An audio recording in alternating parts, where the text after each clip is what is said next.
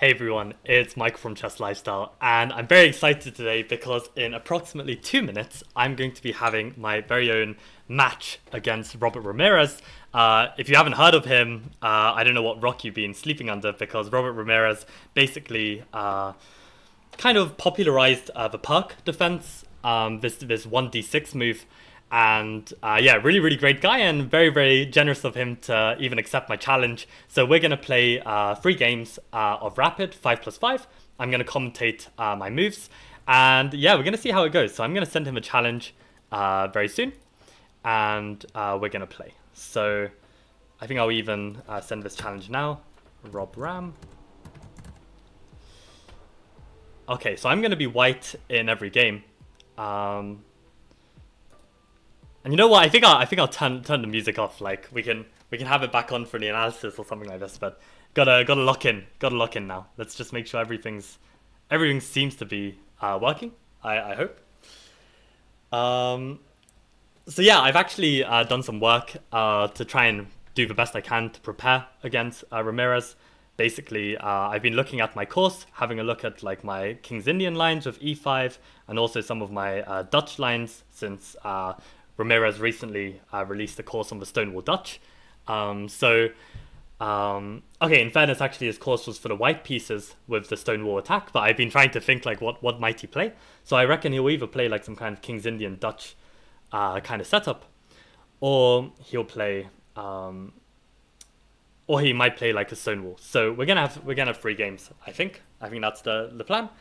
And okay, it begins. Okay, good luck. I'll wait for the reply if he's gonna reply, and if not, I'll begin. Okay, maybe he doesn't have access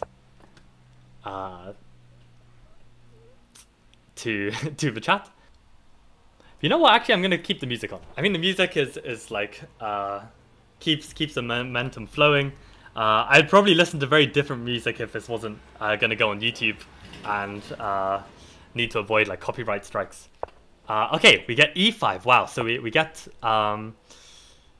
this Caro-Kann reversed position. This is quite unexpected. I was expecting like D6 kind of exclusively, or maybe F5. But let's see how this goes. So the fact that RobRam is now taking a long time to think, maybe like this is the first time he's thinking about C3 Venom, and we get this D6 position. Now, at this moment, I've advocated in the course to play with E4. So I think let's try it. Let's try it. I mean, the problem I find with allowing this is that against most players, I'd be pretty happy. Against Robert Ramirez, I know that he's got this, understanding of his setup very clear. And I'm going to play with Bishop D3. And the problem is I don't have as much expertise in this variation. Like I'm not getting this E5 D6 position so often. So I'm gonna need to have to yeah, really impress this game, and then okay, now I'm thinking whether to play knight f3 and allow this bishop move or not.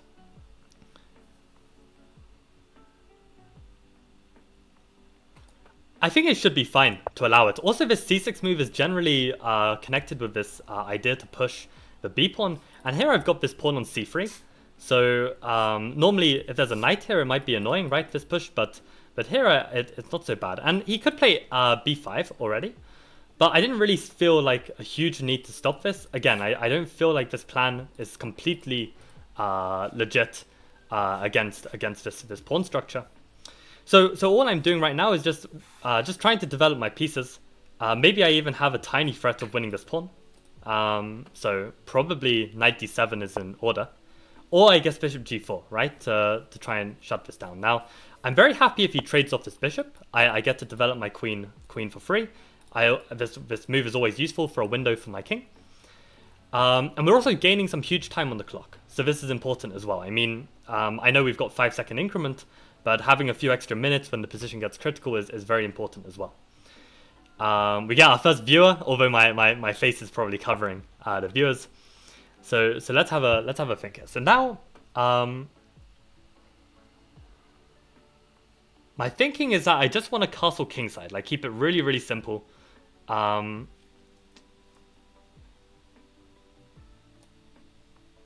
There is a slight risk that my opponent just starts going ham on the king side, so maybe this could be some argument not to castle, but I also think it's very unlikely, and I'm not even sure I'm so worried about such an idea. Now here I think I would like to put the bishop on e3, and my logic behind this move is that I want to put the knight on d2, because I want to basically secure this knight. So that if now I can move my queen, right? This is my thinking. And I think I'm also going to improve my rook, because basically this e4 pawn is potentially weak, right? There can be some pressure on it. So I want to make sure that I've got full development here. And where do I want to put my pieces? Maybe now a4 is a useful move just to try and shut down a queenside expansion. I think this feels reasonable. The only other line I need to be a bit careful of is like this knight sinking into f4. Sometimes this can be quite annoying. But for now, we're just trying to keep some control. That's my plan. Now, actually, where do I want my pieces? Do I want my queen on c2? Or do I want my queen on b3? Given that the bishop can't come to e6, maybe on b3 feels alright. Actually, I can also put my rook on c1. Yeah, this is where the inexperience is kicking in of this type of position. Like, I don't quite have the experience to know exactly where my pieces belong. But definitely getting off this pin is something I've wanted to do for some time, right? And I need to just keep an eye out. Am I missing any tactics? Am I missing any tactics? Any thematic tactics here? And I think I'll put a rook on c3 as well. In case of any capture, then this just kind of like, you know, makes the opponent feel like they don't want to capture and enable these pieces to be active. So now maybe we can actually try and bring this knight in. The only problem is that maybe he's got some capture on e4, which I need to be a bit careful about. So what is the way to kind of finesse this? Maybe I could play g3 king g2. Maybe that's not such a bad idea, as long as I'm not losing my knight, which I don't think I am. g3 king g2 feels like a useful way to improve my position very, very slightly. It also somehow makes my position a little bit weaker. I'm going to try it. Maybe Ramirez will tell me off for this afterwards. But I feel like g3, the h-pawn seems to be safe enough. The bishop's kind of been pushed out. I feel like my king is a bit safer on g2. Kind of helps secure the position a bit. I also take control over this f4 square. And also now I've got like a bit extra control to go for this knight h4, knight f5 plan. So this is my thinking.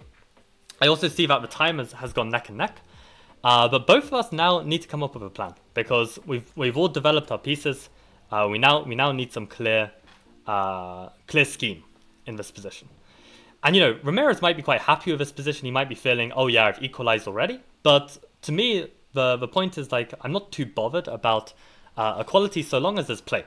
And in this position, I really think there's a lot of play. Like it's anyone's game still. All the pieces are still on the board. Anything can happen.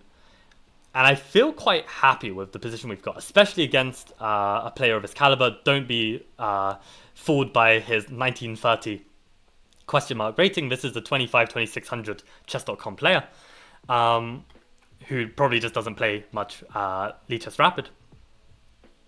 So I'm very glad that we're getting an extra minute on the clock after this long think. Apart from king g2, this knight h4, knight f5 plan, do we have any other ideas in this position? I think we're just going to try and keep solid. I'm very glad that my queen is not on the line of their rooks. Let's improve. Is there pressure here already? I think we want to play this. We want to play this sooner rather than later. I think if we delay it, that's not going to be a good idea. And maybe we want to think about this knight h4. The only thing is that maybe they can play g6 and bishop g7, but then the bishop is going to be somewhat misplaced. So maybe we'll see him actually capture here. That's definitely a possibility. Maybe he feels like his bishop is somehow misplaced. And if that's the case, then maybe I should even start with knight h4. Maybe that could be an argument. But then you could also argue, why did he play bishop f8 and not take on f3 first, right? So I think king g2 is a very sensible move, even if it's not objectively best. But yeah, I kind of want to be throwing in this knight h4, if I can. Aha, and he goes back this way. So now if I go knight h4, I may even be able to win this bishop pair. And I have a feeling that the position is generally going to open up. So let's play it. I don't see that my pawn is loose right now.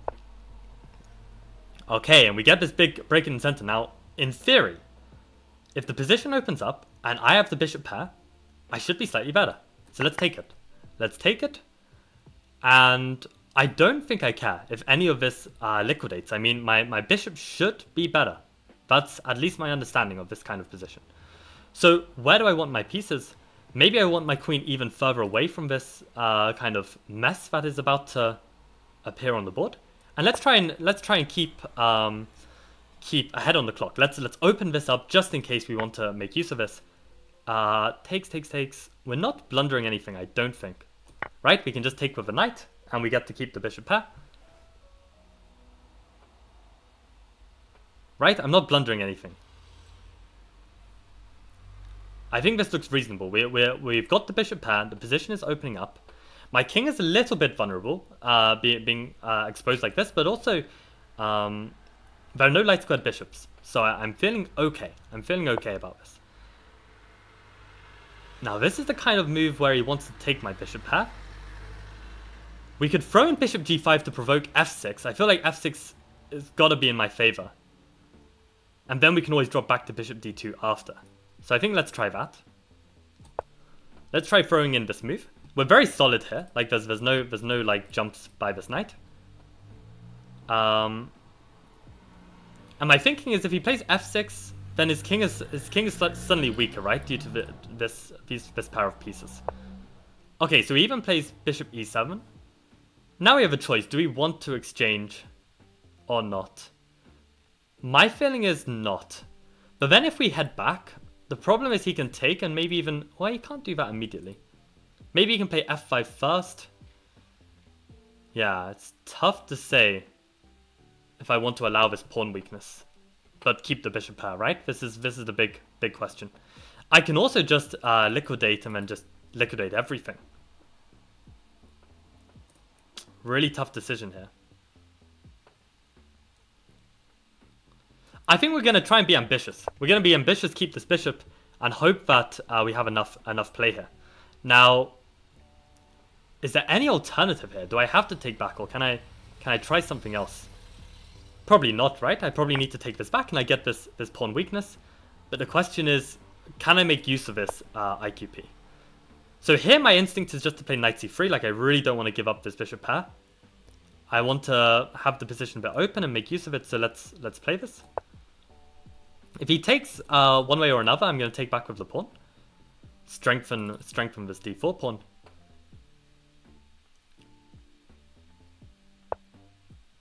Okay.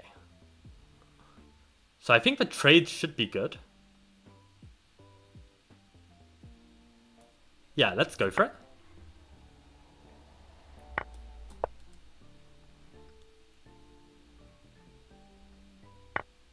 Because now he's got isolated pawn and we want to trade the major pieces. If we can trade the major pieces, then this weakness becomes less of a weakness. This is like some theory with isolated pawn.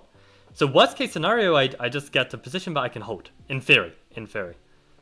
Of course, practically, I'm not sure if I can hold this. I feel like I want to centralize the queen. Will there be some bishop d6 stuff?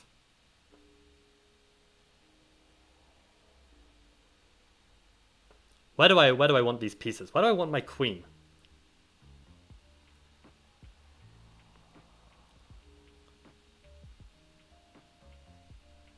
Let's just put the queen on e2.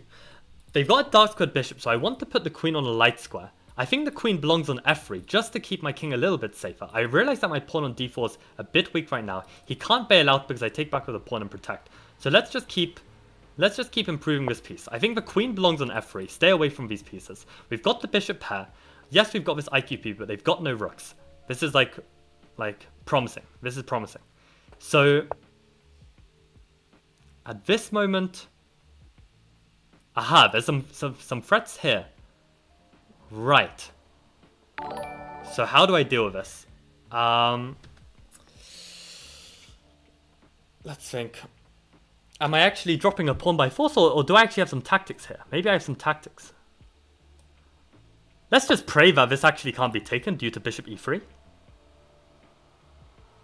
Maybe it can't be taken, right? Bishop e3 looks pretty strong. Do we not have this? Oh, he's got queen d8. Okay, so we actually blundered a pawn.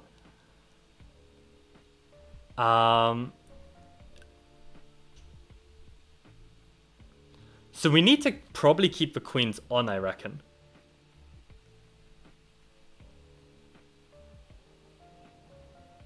Let's put the bishop on a slightly better square. Let's put the bishop on a better square.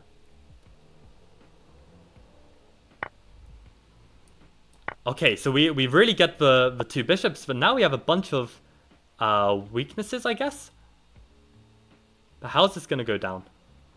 Let's start with this check. I feel like this can't be a bad idea. And maybe we can put some pressure like this. I have the feeling that, you know, he doesn't have any discoveries because my bishop is protecting, right? So this looks all right. Yeah, so now I don't have c4 to just win. Or maybe I can take on d5 first. But then he takes with the queen. And probably I'm not winning that that position. Okay, let's just go back with the queen. I didn't see a way I can deal with this. So how am I supposed to bring in my pieces here, actually?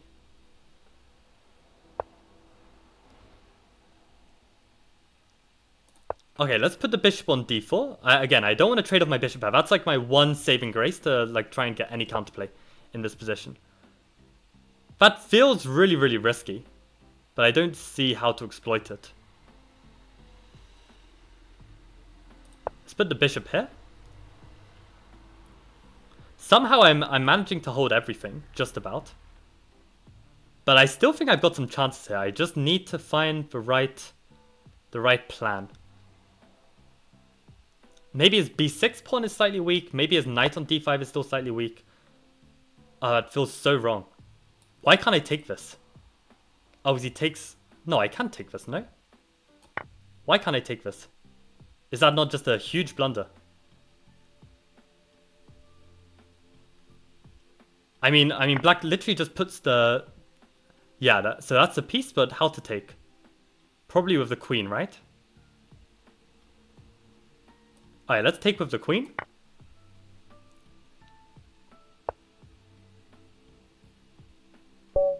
Oh, and we get the resignation. Okay, let's go, let's go. Wow. I mean, you know what? I didn't even see queen takes f7 at the end. Like, I kind of missed it.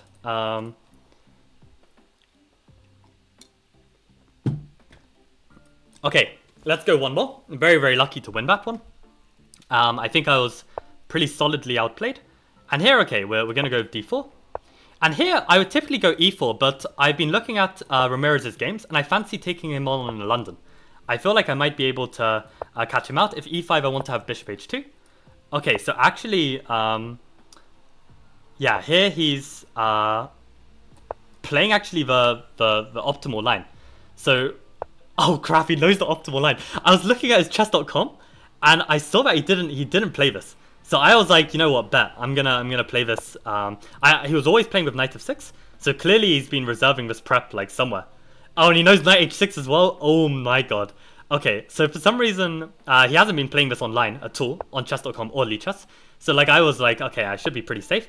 But this is like the kind of London players' worst case scenario, where basically you're gonna get some pressure on the king. Now in this kind of position, I don't play this anymore because I realize how dangerous it is for me. So I'm actually, like one of my solutions back in the day before I realized I can just play third move e4 in one go, is I just castle queenside. Like, I just castle queenside, allow them to go ham, and yeah, I just about, it's an equal position, I think. And it's not really comfortable. I don't really enjoy the position, but at least I'm not getting killed. In this position, probably my knight has to go back to g1. And it looks like things are going to get very messy there. But ultimately, I've played c3, right? I haven't pushed c4. So any kind of counterplay on the queen side isn't going to be as strong. Of course c3 is still a hook, right? Like eventually this is still going to be a problem, but ultimately, yeah, black's made some hooks as well, and I'm going to be able to play for g4. So this is the plan, probably to play for this g4. But yeah, nowadays against the modern, I'm not advocating for playing this London. Like I feel like I should just play third move e4 and we get a position similar to what we had in the first game. But yeah, I mean Ramirez clearly very experienced at, and now he starts his pawn storm. So really we need to kick back, and I wonder if we should delay castling just for now. Yeah, it makes sense to play g4 here, I think, or does it? I mean, are we going to get absolutely wrecked by this kind of move? G4 pawn takes queen h4. Are we actually getting wrecked? Maybe we're getting wrecked there. Yeah, I really don't like that. I really don't like that. So probably then we do need to castle queenside. And just pray. I think castle queenside and pray. Man, that's actually so unlucky. Like, maybe prep is overrated then, right? Because clearly Ramirez knows his stuff, and maybe I should know better than trying to assume that Ramirez doesn't know this like anti-London line, given how experienced Ramirez is. But yeah, I think it was worth a try, and okay, at least he won't know what he's doing here. At least he won't have experience of it. Like, of course he'll be able to work out how to play against it. Like he can play chess, but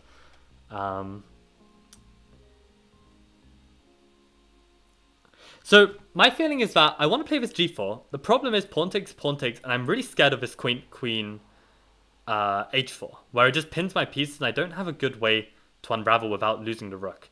Now though, maybe I could play bishop g3. He takes the rook, I put the knight somewhere. I feel like I'm losing too much material. Like I might end up losing like, you know, 2 rooks and a piece for a queen or something. But I need to make this g4 work, basically. I need to make this g4 work. But how? How? I'm also very glad to see that Ramirez is tanking on this move. This gives me some more confidence.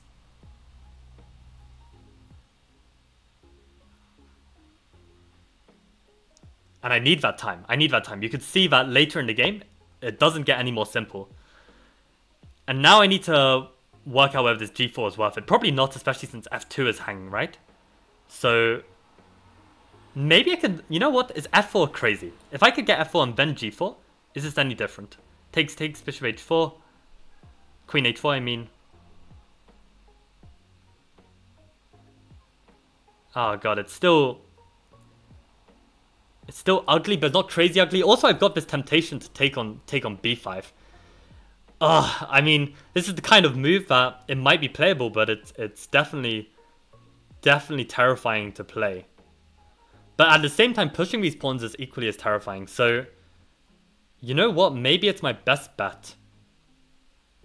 As unfortunate as that sounds, taking on b5 might actually be my best bet. I think I'm going to do it. I don't see how it loses immediately. I think I'm just going to grab this pawn and pray. I mean, I needed to get the bishop out, to get my knight out, and then play for g4, right? So I think this kind of makes sense with my plan. And wow, he just wants to trade that off. You know what? I'm not against trading pieces, to be honest. But that also helps in double. Man, do I want to keep the bishop on a4 or something? If I do that and he brings the bishop to d3, am I in trouble here? Maybe I can also play c4 and try and keep this close somehow. It's a tough position to decide. Maybe c4 feels good.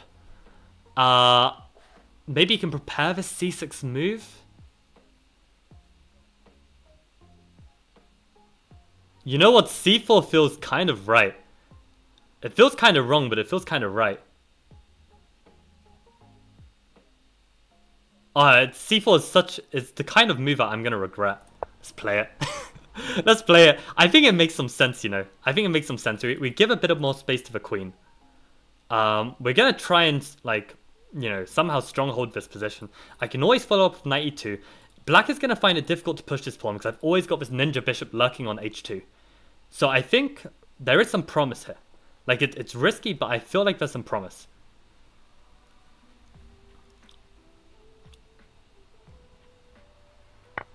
Okay, so he takes. I'm going to take back, of course. There's no other moves. Right, so he prevents me from getting a4, which is what I was hoping for. But the question is, can I still somehow support this? Maybe I can play king b1 and rook c1 and try and play on the c-file. Or maybe I can just do a quick move like this to defend. Let's start with the development. Like, surely development has to be useful here.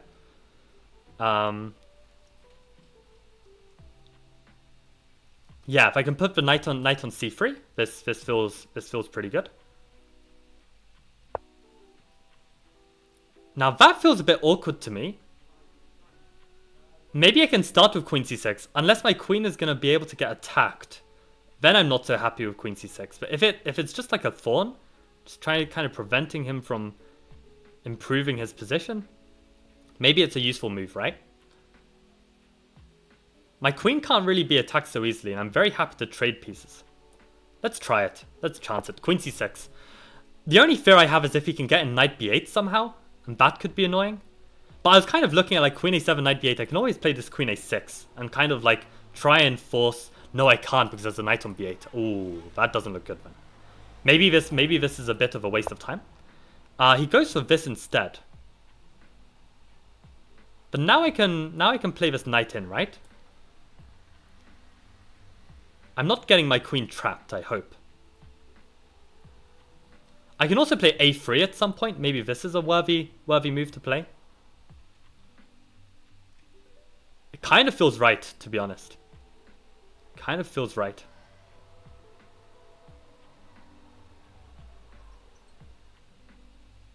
You know what? I'm gonna try it. I didn't see the point of knight b6, so actually I'm a bit afraid. I'm a bit afraid that I missed something here.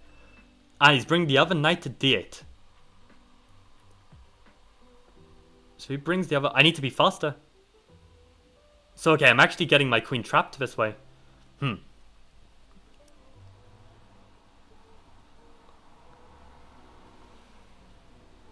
Okay, let's play king b1. If he plays knight d8, I'm gonna retreat all the way. Either queen c2 or queen c1. I haven't decided yet. Maybe queen c2 makes a little more sense. Yeah, queen c2 makes more sense. I don't know if my queen came from c2. Maybe it even did. But I feel like the queen on c2 makes sense. We're putting pressure here. We're gonna play g4 eventually. I promise.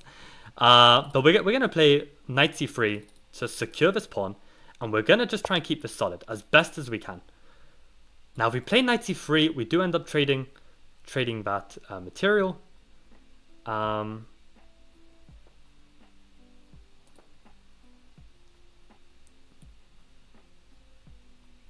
Maybe I can go queen c4 as a way to try and hold. And it also hits the knight as well, right? So this looks very promising. Making a lot of queen moves, but ultimately, now black can repeat once if he wants. But maybe we even take the draw. But it's always good to repeat and let the stronger player decide. And then I can choose to not repeat as well, right? I can play something different. But if he decides to play something different, then I've stopped his plan, right? So that makes sense. Now g4 is still something I want to do. I need to be careful that I don't let his rook in. Maybe this knight f4 could make some sense here.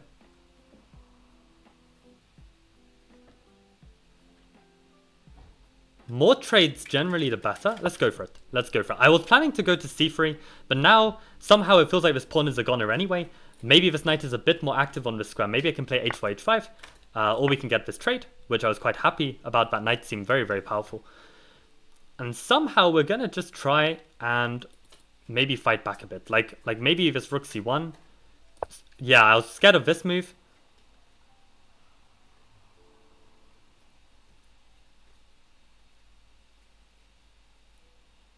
Okay, let's play it anyway. If he takes, then I can go here, right? And I can defend this very, very temporarily. But I've got pressure on c7. If I can trade enough of these pieces, there's also pressure on a4 as well, right? So I've got some options here. His knight is very awkward. Maybe he'll play knight e6. No, then that just hangs a piece.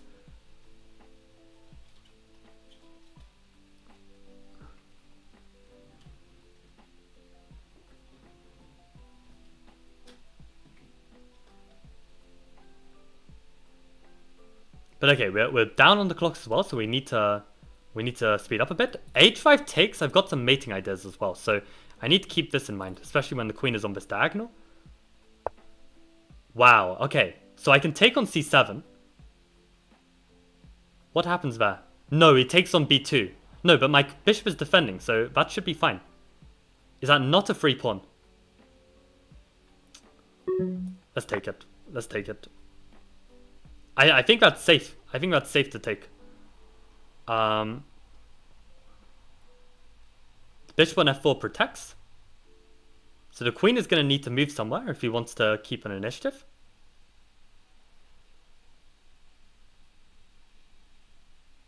So where's the queen going to move? And what's my plan?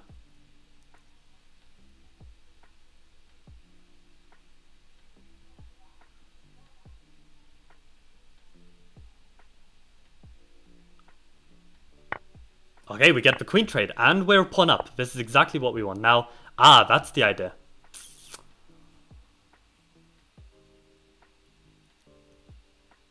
Oh, that's not good. That's not good. So maybe I need to play this to try and win back this pawn. But this is going to get very messy. Can I even give up the exchange somehow? If I come bishop here or something. Bishop here. Maybe I get away with that. Bishop here, takes. No, I'm just losing material. What am I doing? Do I not have a way out of this? Probably not, right? Okay, let's play this one. We're gonna need to take back that. Yeah, and this is gonna get... Oh, there's even this. Oh, this gets super nasty. This gets super nasty. I completely missed. Oh my god. I mean, we gotta take it. We gotta take it and pray. We gotta take it and pray. This is so nasty. So I guess I have to come here. Oh, and the rook, other rook comes in. Oh, Jesus. Okay. Yeah, no, I have to play king d1. Maybe he plays rook c2 and I win this piece, but he's not gonna blunder.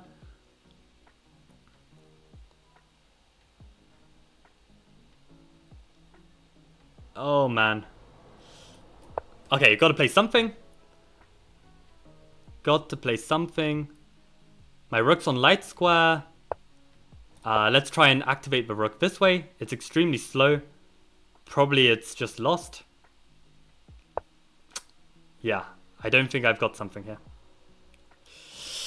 Nice! GG! Oh, man. Okay, third game to go. Okay.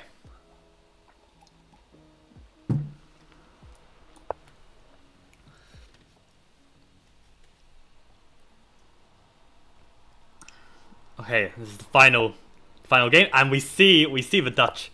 We see the Dutch, and I'm expecting a stone wall. I made sure to prepare like go through my Chessable course, make sure that I remember my theory on this stone wall and what to expect. Maybe we'll see a Leningrad, maybe we'll see so we're seeing more of a classical kind of style Dutch. In all of my Dutches, I'm basically starting with this setup, right? I can do this every single time, and then we see. So he's playing more in a classical style. That's fair enough. And I haven't looked at this recently, but I seem to remember the idea is to play with h3. And we want to play with g4. This is like the idea. And we're gonna put our knight here, our bishop here, and we're gonna try and break for this g4 push. This is the idea. Okay, so we're gonna develop the knight first. If we develop the bishop first, we hang a pawn.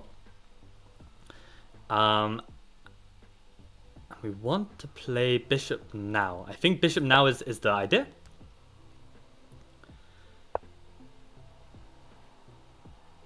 And maybe we can already go g4. No, rook g1 first. Let's go rook g1 and then play for g4. I think this is the right plan.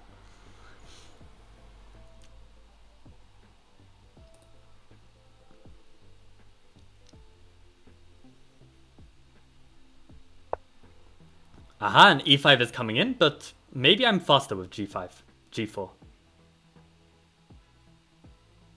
I think we just got to go for it. Either that or we play queen c2 first, but queen c2 is like safer, it protects the bishop. But here I can take and I should protect this, right? It does feel like a tad riskier. Maybe I just go for g4.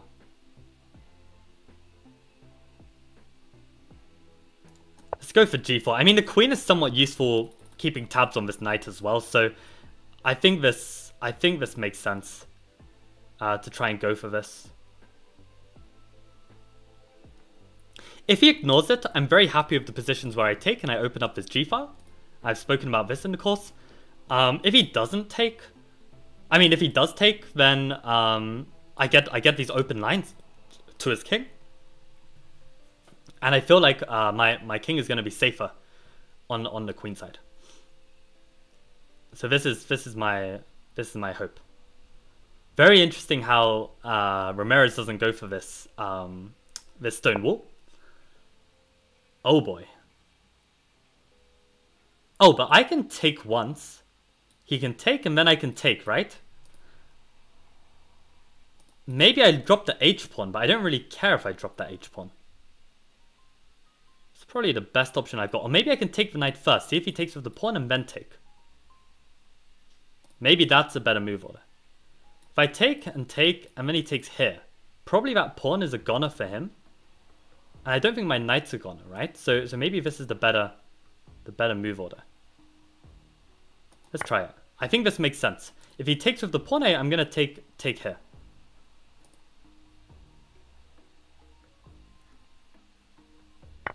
And then take here. And we'll see if he grabs the bishop.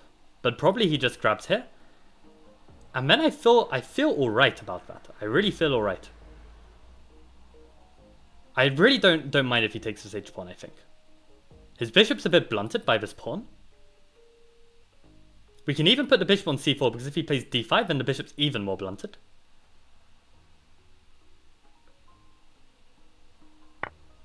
Okay, so he takes this way. So, what is the right play? We could even go bishop f1 if we really care about this pawn being dropped. Really tough call for me to make, I think.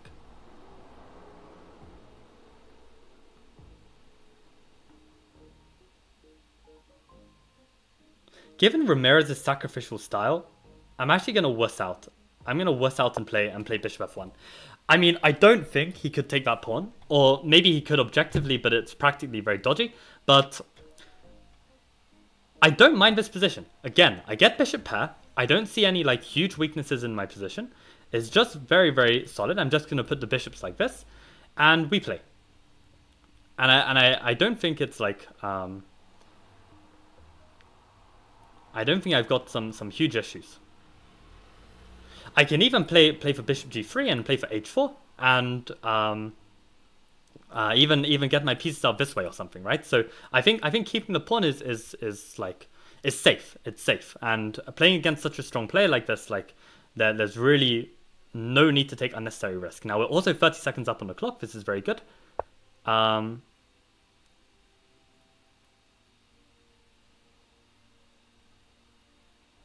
Maybe we want to put the queen on b3. Are we afraid of e5? Probably not.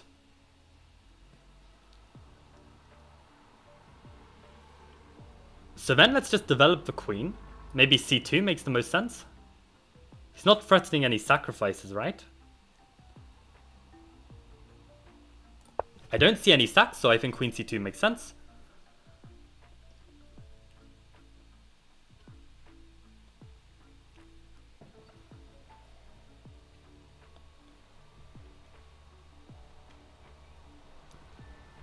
And again, with c3 Venom, we're not looking for, objective purity in terms of an advantage. We're looking at, can we get a position where we understand the ideas better than our opponent and have a slight practical edge.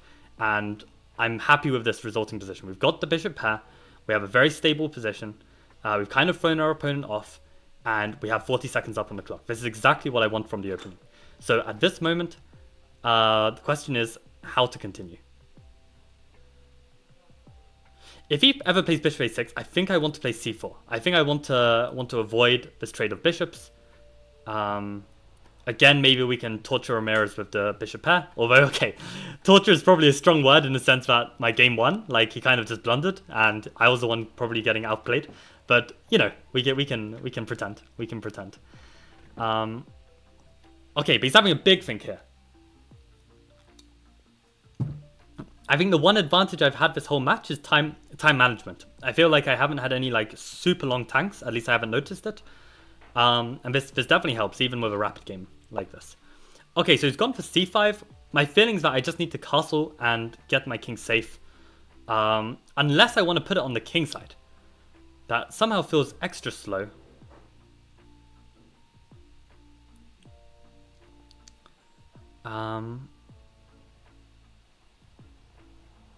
Somehow this... Okay, let's just castle the king. Let's just castle the king. How bad can it be? If our bishop gets hit, we can always go to g3 and protect f2. Our queen is also protecting f2. Like, we need to put our king somewhere. And I think on the queen side it makes sense. And now, how to recapture. Okay, we can't take back with the rook. That's a detail I had missed. And crap, we can't take back with the c-pawn. No, did we just blunder? Oh, are you kidding me? This position had so much security, and we made like such a normal looking move, and it's an absolute blunder. Wait a sec, is there really no way out of this? Ah, you rats, he got me. He got me. Ah, that's so smart. So actually, this pressure on my bishop, I should have dealt with it. I thought I was being smart by just getting my king safer immediately, but that is a nice move. Because I can't take here because of rook c8. Oh my god.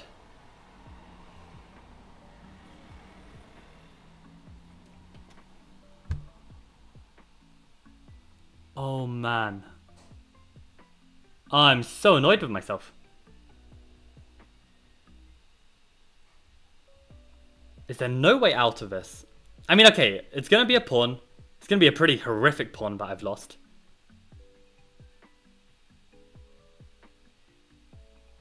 Oh, man. Oh, maybe I can take with the rook and then take this pawn. Oh, that's actually a really interesting position. I think we got to try it. I think we got to try it. That makes some sense. Takes, and takes with the pawn.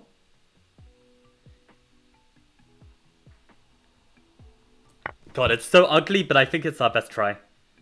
I think it's our best try. e5 and we take here. If he takes, we can take and we hit this rook. There is some, you know, black is basically playing ambitiously before he's completed his development. Like, there is some hope that we can get through this. There is some hope.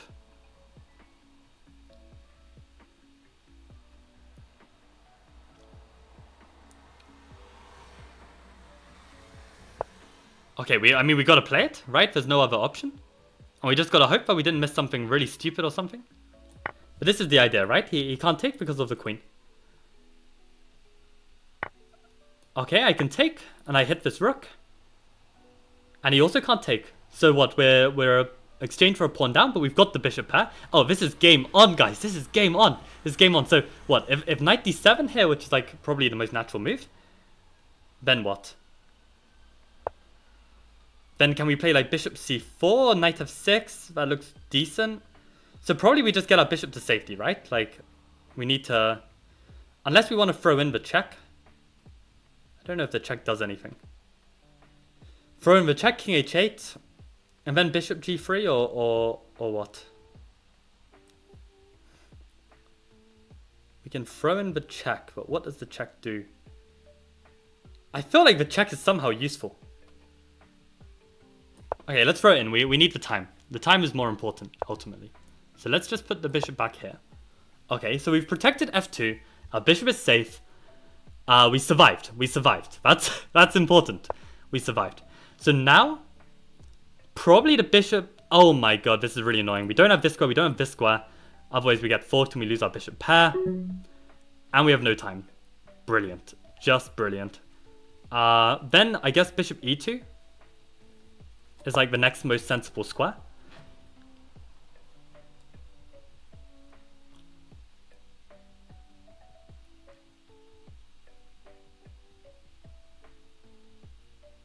Okay, we've still got a game, you know, we've still got a game. My question is, how do we get play? We need to somehow open up the position. Where does my queen belong? Probably on d3. Probably on d3 now. And we want to get our king to safety, get off this line as soon as possible. Oh, but this allows knight here. But maybe I can grab a pawn and be hope and pray. But in this position, I wanted to open up the position. So is this not good for me? I don't understand this play at all. Right, I just take this pawn. And I just take here. Maybe we can bring the knight in or something.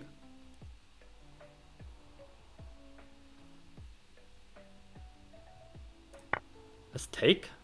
I don't see the point. Knight e4, maybe I can even play f3 or something. Like, how bad is f3? He can't move the knight, because then I play bishop d6. If he trades... Oh, he's going to go for this. Maybe I can play queen d3.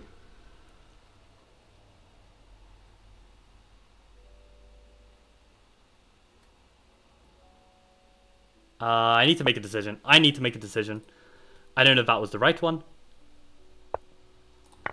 Okay.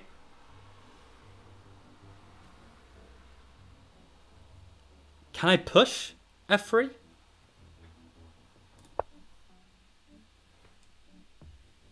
It's so close to not working.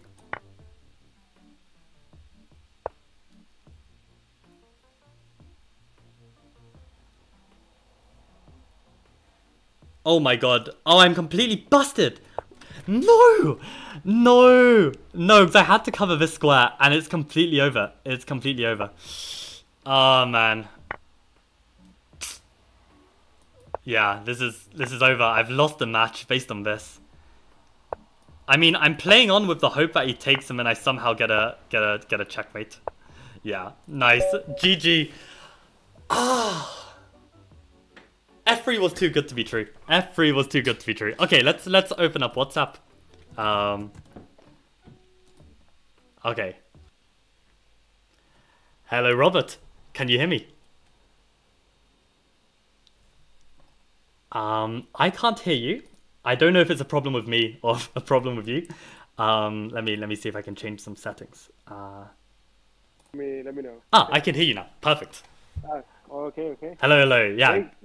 Great games, man. Yeah, really fun games. Really, I really enjoyed it. Yeah, I won't be able to turn on my video just because I'm still got the video Streamlabs going. Yeah. Let me make this a bit smaller.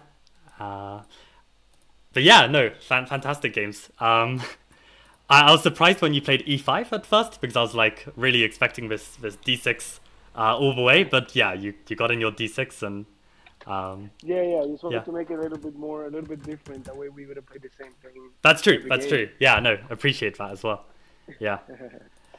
Yeah, I've just added you to a study, so you can. Okay. We can look at the games together. Okay, I think I'm here. Okay, perfect. Yeah, and you can if you click F on your keyboard, then you probably know this already, but you can flip the board. I didn't know. Ah, okay. Great. So we can both learn something new. Yeah. But yeah, actually, yeah, before we get into this analysis, yeah, how did you get into Chessable and what was your what's your chess journey with like chess education and stuff? Because I mean, I know your channel, I've known it for quite some time. Actually, the first time I got into it was I needed a repertoire for my mum to play. Because my mum wanted to get into some chess and she literally could not like knack any opening system for black. So I needed something simple and I look up like, I don't know, simple black repertoire, and this was like many years ago, like 10 years ago or something. So yeah, that was how I got into your channel. But yeah. All right, no, for me, I started when I got here to the States. I had played in Cuba for 3 years. So I got here. I didn't play for like 3, 4 years. And then I started to play again. I started to teach on the side. I finished college and I continued to, I started to work in my field, but I also kept teaching. Uh-huh. And then one thing led to the other, and then the pandemic hit. Right. And not only was everyone home and I was working from home, but I had more time to create content. So I started Right. to create a YouTube channel. And then that led to other opportunities, such as the Chessable courses, and Right. here we are. Okay, cool, cool. So actually, yeah, what was your field? Was it something completely unrelated to chess? Yeah, Joe, I started business administration, Ah, and okay, yeah, okay. yeah. Well, probably quite And handy as then well then, if you yeah, can use chess as your that's what niche and then yeah, amazing. exactly. Yeah, cool. Okay, yeah, let's take a look at these games then. So, are you able to see me make moves on the board? Absolutely, yes. Okay, perfect. Yeah, so this line actually, I mean, like what I really see it as is this reverse position of d3 here of this Caro-Kann. Correct. Yeah, and okay, White has been playing these trendy ideas of knight f3, but it's kind of this like old King's Indian attack style line. Correct. And I get this extra tempo, but actually of all of my c3 Venom lines, this is the one where I actually feel like I have a bit less experience because, you know, I'm not getting my bishop on f4, and the extra tempo doesn't count for as much as in some of the other lines, like an advanced variation or something like this. So I've been having a little bit of trouble. I mean, objectively speaking, we're like White is okay, like maybe a tiny edge even. But yeah, I was maybe hoping in the back of my mind that this wouldn't come up because I'm not the best at these structures. But yeah, that's my thoughts. No. Here, welcome to my world, man. I've never Uh-huh. played. I'm not a fan of main lines. Yeah, I'll rather play these quiet systems where, like you, for example, you're an expert in your system with C3. But I know if I play these really quiet, everything that you prepared is out the window. Now we're just gonna right. play chess. Yes. And that's my point. So I've never played, the main Sicilian lines, or I just played this little thing, and everyone keeps telling me, including the engine, oh, it cannot be good. Look, +3, +4 for White. And I'm like, yeah, prove it. Prove it. Yeah, to me. exactly, exactly. And yeah, it's a very quiet game. Like I was thinking, well, I'm inviting you to take on E5 and then trade queens, and Right. we get into a very quiet end game, and we're just gonna play chess. Yeah, yeah, and actually, this quiet endgame line, if I were to take like in this position, I actually believe that this is even better of a version than the line of tempo up. Like even if you don't play this and you play it, because I think knight f3 is a move here, and you get this position, and actually the knight on f3 is sometimes misplaced, and you'd prefer a pawn on f3. So this line I've looked at, and it's actually I really get nothing actually from this with White. Yeah. It's actually very interesting. Yeah, and actually many times the white pieces think they got something because the black king is in the center, and they try to push, and they get more and more in trouble. Right, So right. that's true. That's true. Actually, yeah, like I've got my own repertoire with black right now, but if I ever were to change to something else, I'd probably be looking into these Philidor type positions and encourage these early queen trades, because I really like these kind of positions for black as well. Yeah. Correct. Yeah. But yeah, in this position, I guess like in terms of being in book, I mean, you're right. Like I'm not really in book anymore, but I kind of just had this basic idea that, okay, I want to put the bishop on d3. I know e4 is going to be generally a bit weak, so I need to make sure I get a rook on e1 and just try and develop all my pieces and avoid my center collapsing. Like it might be a bit of a pessimistic view of how to play, but yeah, I need to be a bit more careful than you, I think, in this kind of position. I don't know if more careful, but definitely we gotta rely more on general chess principles. There's no theory. Honestly, it's just a very quiet position. Like, but basically, we both got an ideal setup. We develop our pieces, we castled, we control the center, and then just play chess. Right. Yeah, and I think that's what we got. I mean, yeah, I was thinking whether I should play this h3 sooner to prevent you playing bishop g4, but actually in the game it kind of worked out in the sense that I felt like my queen, like going into either of these squares, felt a bit safer. Like I'm never worrying about. I don't know, maybe this isn't legit, but like it somehow felt like I didn't mind your bishop being here, and actually it was even a target for my knight later. Absolutely. I don't think it was a big deal, and I like what you did because if you play h3 as a prophylactic move, it's a move that you invested and you should have been developing pieces and castling. Right. Yeah. So I like that you waited only when it made sense. It came in with a tempo on my bishop. Exactly. Yeah. Okay. That's good. And yeah, this moment, there's this pin, right? So I don't want my queen to be stuck defending this knight, so that's why I went for this knight d2. So now my queen is free to move. And yeah, this is kind of prophylactic, like just making sure my e-pawn is going to be safe because I'm expecting like maybe some pressure at some point. And yeah, finally I decided that maybe it's worth playing a4 to stop you expanding, although to my current understanding, this b5 expansion is normally better when the knight is on c3, right? Like you can get these tactics in. That's true, that's true, that's true. So do I need to stop your b5 plan, or can I even wait and then play a4? Is it, like, how do you feel? Well, you saw it as you preventing me. I saw my a5 as preventing you. I thought you were the one expanding on the queen side. And push like a5, right? Yeah. Because I thought that's what you were going for, a4, a5, and then b4. Yeah. So that's the only reason why I stopped you. So yeah. A4 makes perfect sense. Not only as a prophylactic move, but also as a potential expansion on the right. And now you say it, I do have this idea. Like I've looked at this idea before, but in the game, yeah, I was just being way more cautious in terms of my plans. I mean, yeah, I chose queen c2. I was thinking also of this queen b3, but it felt like maybe one day if you have a rook on b8 and you push b5, maybe the queen is a bit awkward. And sometimes I like to just sit the queen on a3, but your bishop is on e7, not on g7. Yeah. Exactly. So I felt queen c2 just strengthens e4 might be a bit better. Okay. And you connect the rooks. Yes. You connect the rooks, and also you're getting away from the pin of my bishop. So right. Yeah, it makes perfect sense. Yeah, and then yeah, I thought the rook just was slightly better on this file. Maybe I up the queen in some rare cases where this helps with tactics. And then this I was quite happy with actually, because I was trying to, I've developed all my pieces, what to do now. And I kind of saw this idea of maybe trying to bring the knight in, but I didn't want to risk any potential like ideas of my knight being loose.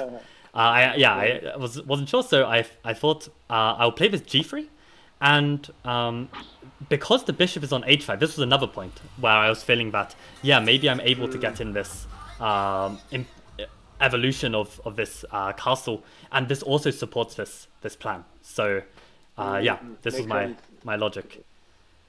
I didn't know at the moment I was confused by g3. I was like, what are you trying to do with g3?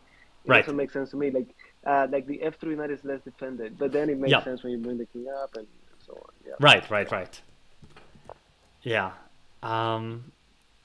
Yeah, and I was actually thinking for a second at this moment whether king g2, like when I was commentating, I mentioned that maybe I should have started with knight h4, and this looks a bit looser, right? Like I'd prefer my king on g2, but I was a bit worried maybe you'll take like this. And what was my logic? Why did I feel like this was a better version for you? Maybe you can play g6 now and prevent my knight coming in. This was my feeling. Correct. Yeah. I considered that, but I considered it for a different reason. Okay. I was never concerned about knight h4, knight f5, because I feel like my bishop on f8 is going to take care of my king side. So I was really not concerned about that. I see. I was trying to get d5 to work. I wanted to play d5. Right. And the thing is, when I was calculating, I didn't have a lot of time, and I was calculating if I played d5, then d takes e5 for you, and then I go d takes e4. In this position, right? Exactly. So I did like this position, right? If you take on f6, I continue to take. But the line that was problematic for me was after d5. If you go back one move, if you play, what was it? Oh, e takes d5. For the record, you can also make the moves on the board. And I should be able to see it. I did not want to mess you up. Yeah, go for it. Yeah. So in this line, you see, I was planning when I played d5. If you took, I wanted to take with my knight, but then this was problematic for me. Also, there were some ideas where you could just take with a knight, and in other words, I was like, oh, is it better if I eliminate this knight first and then I go for d5, or if I go d5 right now. Right. So this is I think this is the line that I didn't like. Okay, it was this. Yeah, and again, the He knight takes can't d4. take because of h7. Yeah, Yeah. exactly. So I was like, should I take first, but it doesn't change anything? Yes, less support to the e4 pawn, but it doesn't make. So that's where my mind was. Uh-huh. I was not really concerned about knight h4, Right. even though that was probably something for me to worry about. But yeah, I was only focused on d5. Right. And actually, no, then your bishop g6 makes complete sense, because now if I win your knight bishop, or if I don't win your bishop, you've stopped this point, right? Yeah. That was very, very nice to see. Okay, I don't have to worry about that. Yeah. And whereas for me, when I was seeing this, I didn't see like half of what you said, and my thoughts was just like, okay, I'm gonna win the bishop pair, and you've just opened up the position. So I felt like if I'm able to retain my bishop pair and the position liquidates a bit more, I'm gonna have this like long-term advantage. And maybe this maybe actually helped me like win this one, because okay, sure, you made a one-move blunder, and actually I felt like I was getting pressed quite a bit. I mean, I even lost the pawn, I think, but still the bishop pair in that open position is just really difficult to play against. I feel like. Exactly. That's a good point. That's a very good point. Yeah. And I thought here, actually, I didn't see a good way I could unravel in my favor. Like, all of my captures are basically just improving your knights. So I thought that exactly. I will just get out the way, maybe make use of this file maybe one day. And yeah, I was very worried that I was like blundering something, but yeah, my idea with bishop g5 was I was hoping to provoke f6 and then come back to bishop d2. And take advantage of the bishop pair. Yeah, right. But yeah, bishop e7 I think is reasonable, and yeah, probably good. I just wanted to get rid of your bishop pair precisely. Right. And, yeah. And then I thought, well, if he doesn't take me, I'm going to create a nice little pawn on d4. Exactly. Yeah, and that was my fear. I felt like I've still got a lot of pieces on the board, but yeah, maybe this IQP is not. Yeah, is a bit of a weakness, right? And correct. Yeah, in this position, okay, I managed to avoid the trade of bishops again. But I was very, very happy with this moment here, because I've recently done like quite a bit of work on this IQP. Normally, I'm actually playing against it from the black side often, but I've learned like which pieces to be kept on and off. And to my understanding, the side that plays against the IQP wants to keep the heavy pieces on, like the rooks and the queen, because then you can just do a frontal attack. Yeah, so for instance, in this position, yeah, like at this moment, after rook e1, like for me, I would want to play this rook d8 and just keep this pressure on this pawn. And as soon as the rook's traded, for me, it felt like, okay, even worst case scenario, get left with this IQP, I felt like I've got decent chances to at least hold, if not still do something with these pieces. So that was my logic. So correct. No, yeah. You're perfectly right.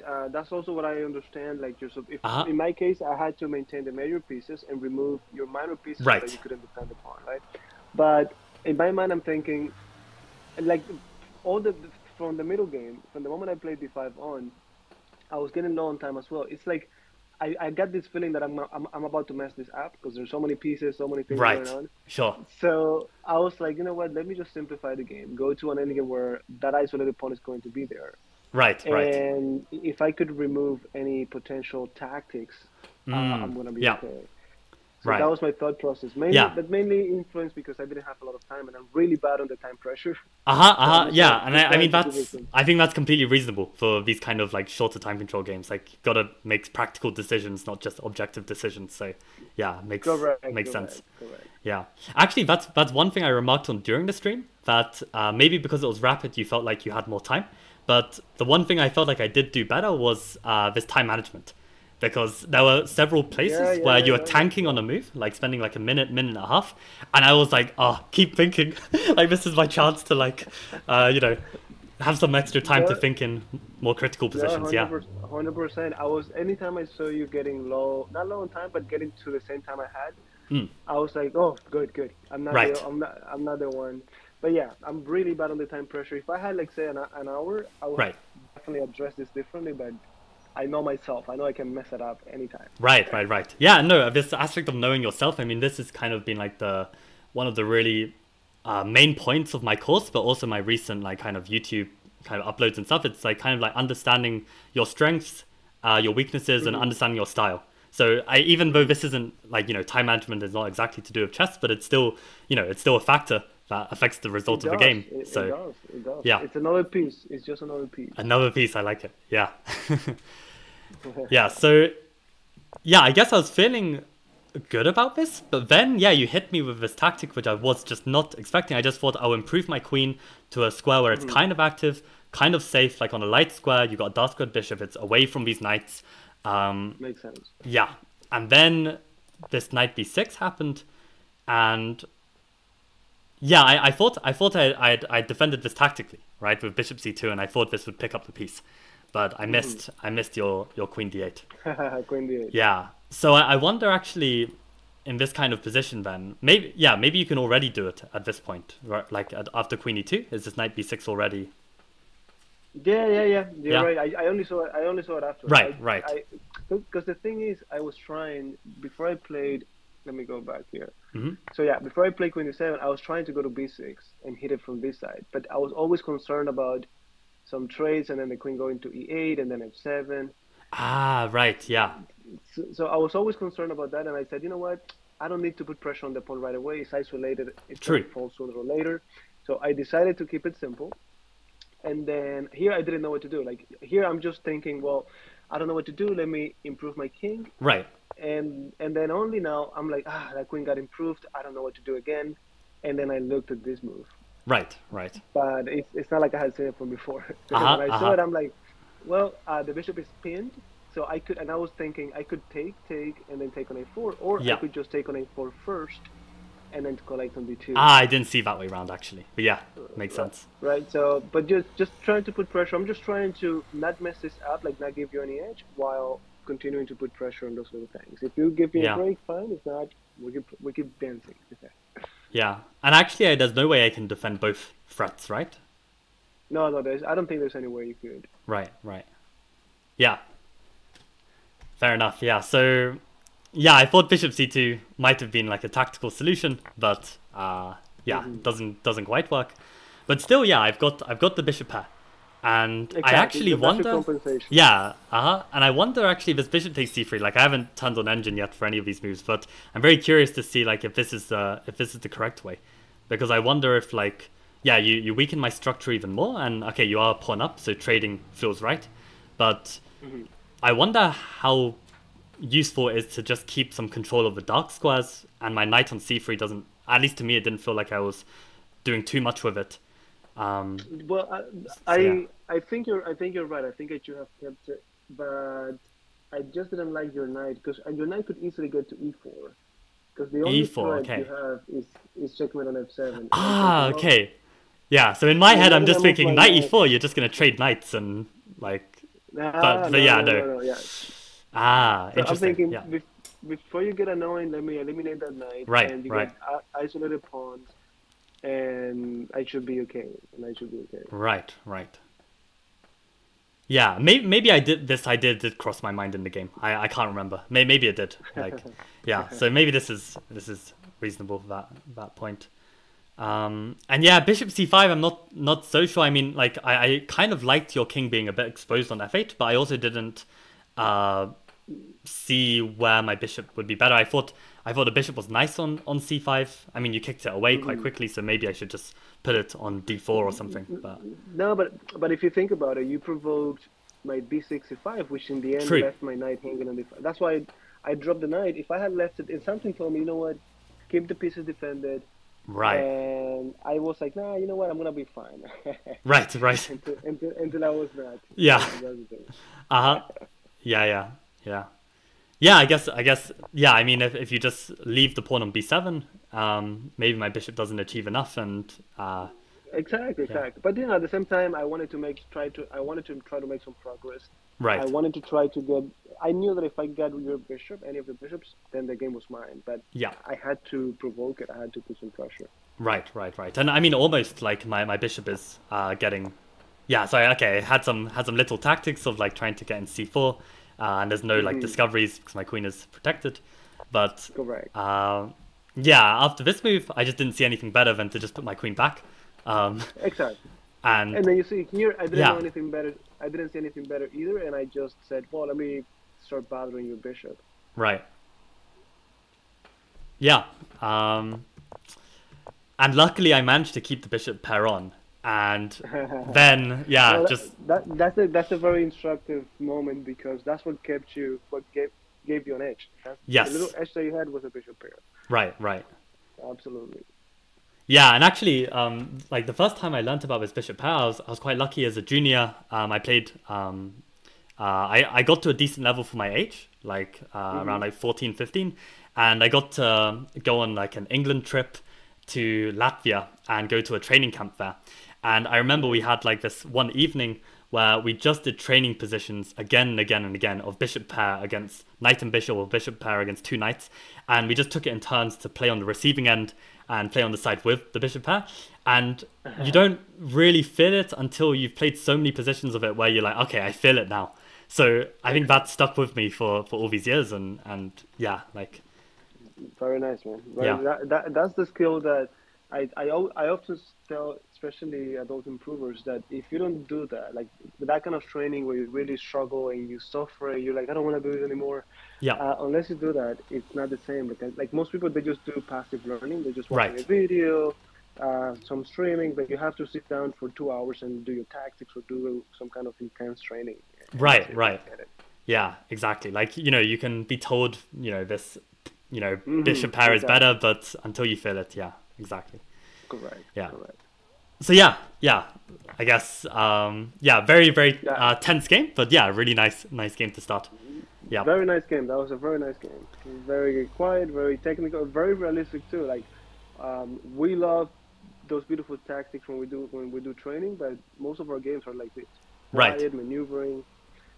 Yeah. Absolutely. And actually, for me personally, like I've actually been one of these players that is not a big fan of tactics. Like I'm normally like a bit worse at tactics relative to the rest of my strengths.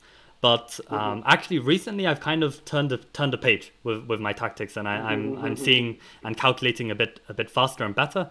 And I kind of always had the skills, I just didn't put them in the right way. So somehow it's clicking a bit better, and okay, I'm only just turning this page, so I need a lot more practice. But yeah, like even these kind of small tactics here, like when you played this Queen E6, immediately I had some like alarm bells, thinking like, okay, I think there's something here. Yeah. For me, it was interesting because I was thinking Queen E6 doesn't feel right because I'm getting pinned. Yeah. That I didn't see it at the moment, and then the moment I played it, I'm like, oh. Yeah. Right. Indeed, you took advantage of it very nicely.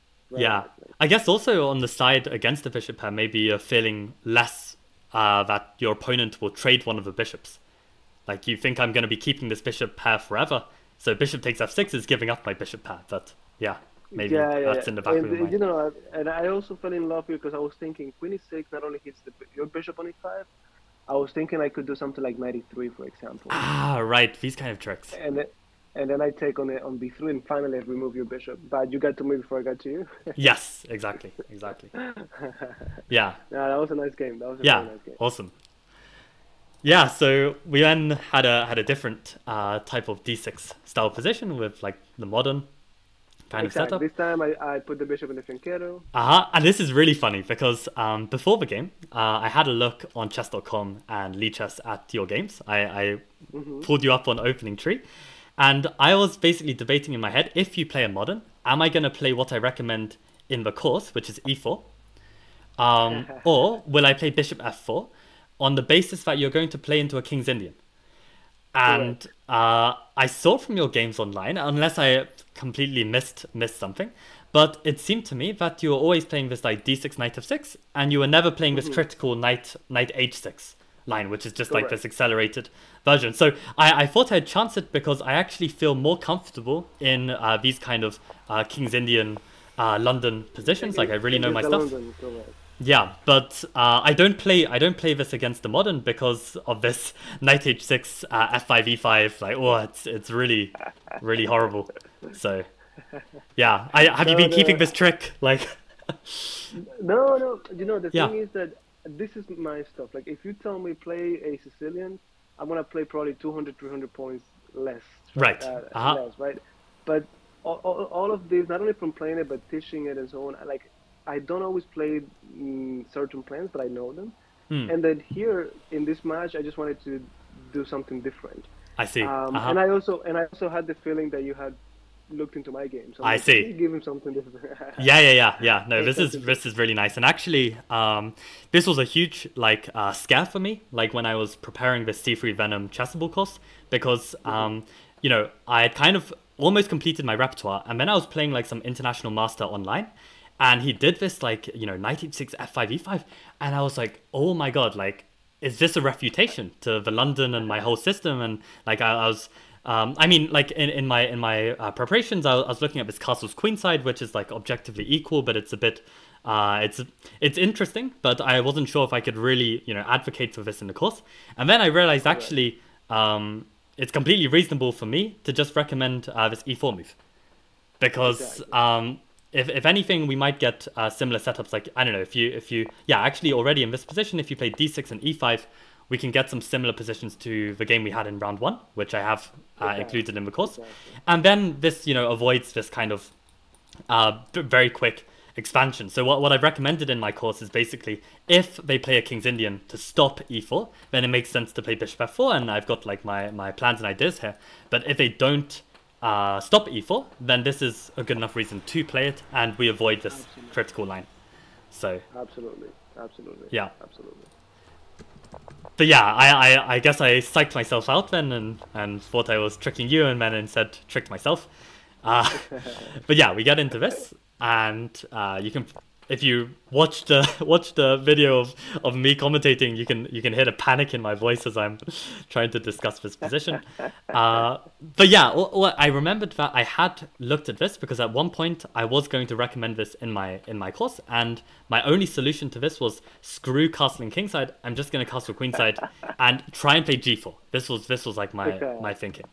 But in the end, maybe knight d2 is slightly inaccurate. Maybe I should like leave this for the knight, but then where does this knight go, right? Like, it's, unless I'm gonna play like this, but then I'm not gonna castle queenside with the pawn on c4. So correct. No. Yeah. I in my mind, I don't know much. Again, I just know where the pieces go in that set. But I knew if you play knight d2, I had to play 4 just because your knight was gonna be ugly on g1. Right. And actually, that's I didn't realize how ugly it would be, because in this kind of position, I was trying to make like ideas of g4 work.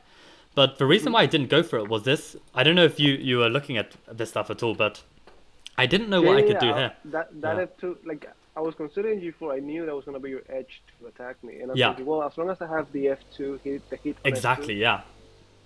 It should be okay. I don't know if queen h4 right now, but definitely I was happy with your king sitting in the center, the F2 pawn being attacked. Right. Yeah. So definitely. Yeah, and this was, I mean, like I want to play the bishop on g3, but then I can't push g4, and by the time I put g4, there's no time for me to, unless maybe I can do it like this and just sacrifice material. I didn't see this in the game actually. Maybe this would have been a cool idea. It's complicated. It's complicated. Yeah, but I think I needed it, because otherwise you're gonna just like crush me on the queen side. And that's why I actually took this pawn, because I felt like at least I've got something here. And also now my knight has a square.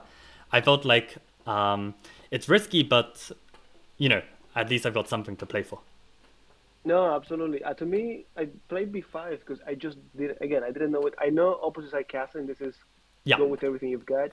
And I spent some time here because I was thinking, well, a4, but it's too slow. I wanted to play c5 so badly, but this bishop is so weak. Yes, I like to call it this ninja bishop on h2, just lurking. Yeah. Yeah. I always in the London is very, very annoying. Yeah. I wanted to play c6 and b5. Bishop takes d6 again. Exactly. For a moment I thought, well, just play knight f7, defending the pawn, and then you go c6. Right. But I felt, well, too slow. Also, if they play g4, you would not have this pressure on f2 right away. So I was like, well, if I want to create something on the queen side, I gotta play b5. If they don't take, you make contact. If they take, then you have the semi-open file. But you know, I did it with it was very uncertain, because I'm thinking, number one, I don't know for sure if it's gonna work. They could easily defend. Yeah. And also, coming from a loss in the first round, I was like, maybe I'm risking too much. Right. Yeah, interesting how the psychological aspect comes in as well. Yeah. Correct, of course. Yeah, so yeah, I went for this. And yeah, here, like, again, like, I didn't know exactly what I should do. I mean, in an ideal world, I would just want to probably keep the bishop, blockade this pawn, but I really didn't like the idea of this bishop Correct. coming in. Correct. That's what I was thinking. I was thinking Yeah. either you take or you let me get to d3, and I don't think that's Right, and if I take, I didn't like this because you kind of double already. That was my thinking, at least. Yeah. No, that was my plan. I was gonna Okay. be happy with that. And then I was thinking, well, if he goes c4 or a4, it's great for me too because I get to open up more lines. And as long as I kept you, in my mind, I'm thinking as long as I keep you playing on the queen side, I'm happy because you're not gonna be attacking me. Right. And I think that's what gave me an edge. Yeah, yeah. And now, I mean, like, in this position, I was actually thinking of trying to play for a4, potentially. But I wonder if I can even play it. Like, maybe this is still pushing a pawn on my king, and you can eventually break with c6, and it still looks quite dodgy. You got a good point, but I really didn't want you to consolidate the queen side pawn structure. Because if you just take a moment to, if I have to invest 2-3 moves to attack you again, then you're gonna get to my king before I get to yours. Yeah. So I was thinking, let me play a4. He cannot really defend b5, and that might be my edge to get to you before you get to me. Right. Yeah, yeah. And I mean, it's safe as well, right? Because yeah, it's very unlikely that I'm going to be able to hang on to this pawn. And I mean, I tried it in a weird way, right? At this moment, I mean, my logic with playing queen c6 was I felt like it kind of slowed you down with, let's say, trying to, I don't know, double on the b file. I want to trade these queens. And I felt like your knight didn't have a good way to attack it. But yeah, I guess this plan was a nice one. I liked... I knew you could play queen c6. I'm thinking, well, if he does that, I could just go knight b6, knight f7. I really wanted to bring all of my pieces to the queen side. But I felt like it was too slow. But now with a tempo on your queen, I was happy about that. True. I feel like you, in this game, I felt like you lost because you did not do anything on the king side. Right, and actually, it's funny because at some point, I can't remember on which move, but I literally said, I promise I'm going to play g4. I mean, I wasn't talking to anyone, I was talking to myself, but I literally said that I promise I'll play g4, and I never did. So even if it's the last move I play before they check, maybe I'm gonna play g4. Yeah, I should have, yeah. I guess for me, I just felt if I start my operations now, it feels like if the queen can take it, it's just going to be too slow. So maybe I should start with knight c3 or something to defend it like this, and then try and just go all in with g4. I honestly, when you started to play my game, like play on the queen side, like at some point I'm thinking everything is happening on the queen side. Yeah. That's great. If I make a mistake, I might lose the attack, but if he makes a mistake, it's gonna get checkmated. True. And as long as you're playing here, like even if you start attacking now with g4, all of your pieces are on the wrong side of the board. So I was already happy about this. I feel like you should have, like, one concern I had was knight f4, knight e6. Yeah, I only came up with this plan later. Yeah. If you mix that up with a g4, and remember, I don't know what it is to play at the elite level, but if you play at my level, sometimes it's just getting up on your opponent. It's about getting into your opponent's head. Right. If you just play knight f4 and g4, I'm like, oh, it's getting to me now. Maybe I cannot do this plan. True. If you leave me alone, like I never had to worry about my king, so I had all the time in the world. Yeah. To coordinate my pieces. And this is, you know what? This is exactly this one principle that I recently learned, like maybe a few months ago, about Dorfman. Have you read about Dorfman and his principles? No. Oh, okay. So it's this Russian coach. And he's actually the guy who invented the term static and dynamic, which I'm sure you've heard of. But what he said was that basically, if you're statically worse. So for me, I feel like I'm statically worse in this position. The trend is kind of going in your direction. And if I just keep playing statically, so basically moves that trying to keep the status quo and just try and improve my position, but I'm not doing anything drastic, it's simply going to get worse and worse, and then I'm going to reach a point where I'm just lost. But what he says is, if you feel that and you sense that you're statically worse, this is the time that you need to play dynamically and try and turn the tables, because then, yeah, you stand a chance. And this knight f4, knight e6 is exactly what you're saying with trying to go for something. Well, that's very elegant what he said. But in my words, if you're losing, you have nothing to lose anymore. Just go and complicate the game. Just True. mud the water. Yeah. But it's exactly what you described. Uh-huh. Exactly. Yeah, it's knight f4, g4. That would have been a nice way to do it. And like I always tell my students, even if you're wrong, your opponent has to prove it. And there's Hmm. one of my favorite things that I've read is from Boris Gulko. Uh-huh. He says when you're attacking, well, number one, he says something that we know is that attacking is way easier than defending, right? So Right. we all train so much how to attack, the tactics, this and that, but we rarely train how to defend. Yeah. And that's something that I've seen myself.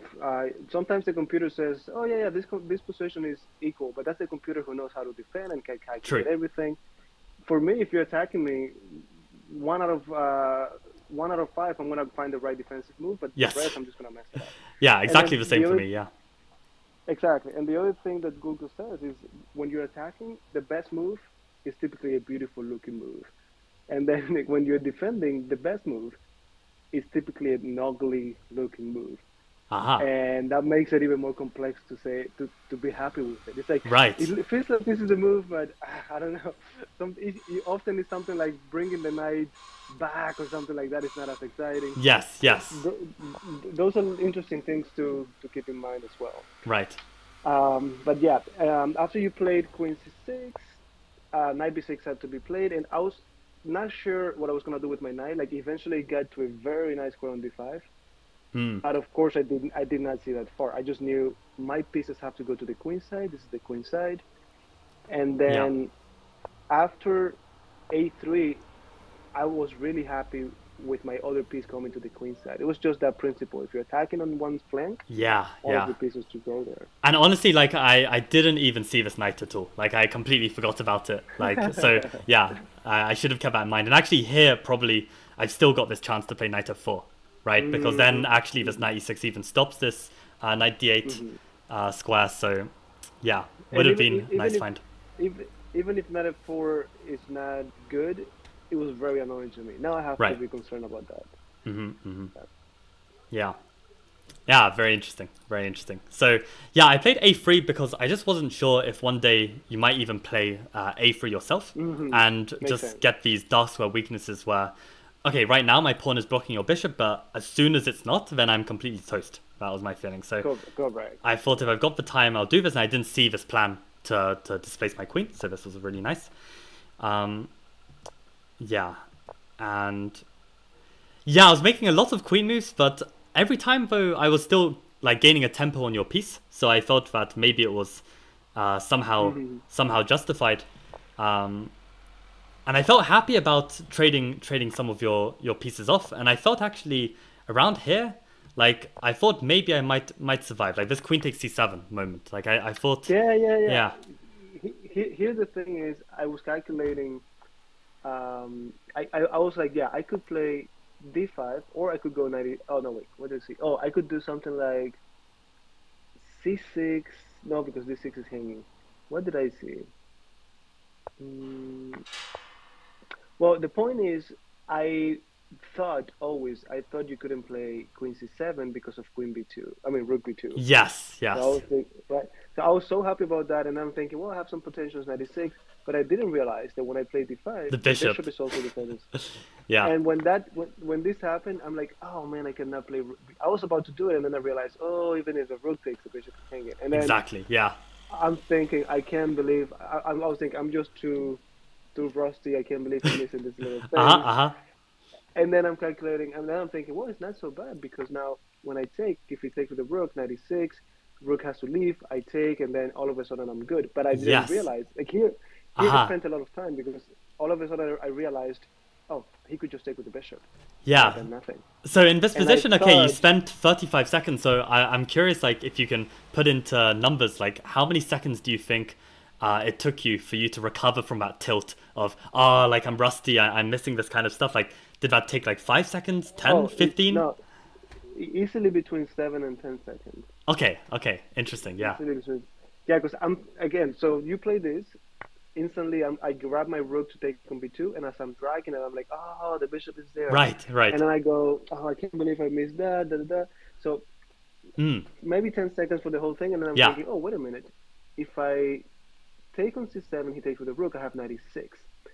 And exactly what I said, right? So probably the rook goes to a7, I take, I'm back in the game. So I'm happy about that. Then, so that took me like probably 6-7 seconds. But then I go, oh, wait a second. If I take, he could take with the bishop. I can take the bishop, 96 is not so powerful. So there I spent like 10-15 seconds crying over that. And then I was like, what if I go 96 right away? And then I can go, well, he could just take on b7, rook b7, bishop d6. So the rest, like the other 20-30 seconds, was just looking into this line again and again, until I finally said, well, forget about that. Let me just take. If he takes with the bishop, I try to complicate things. We'll see what happens.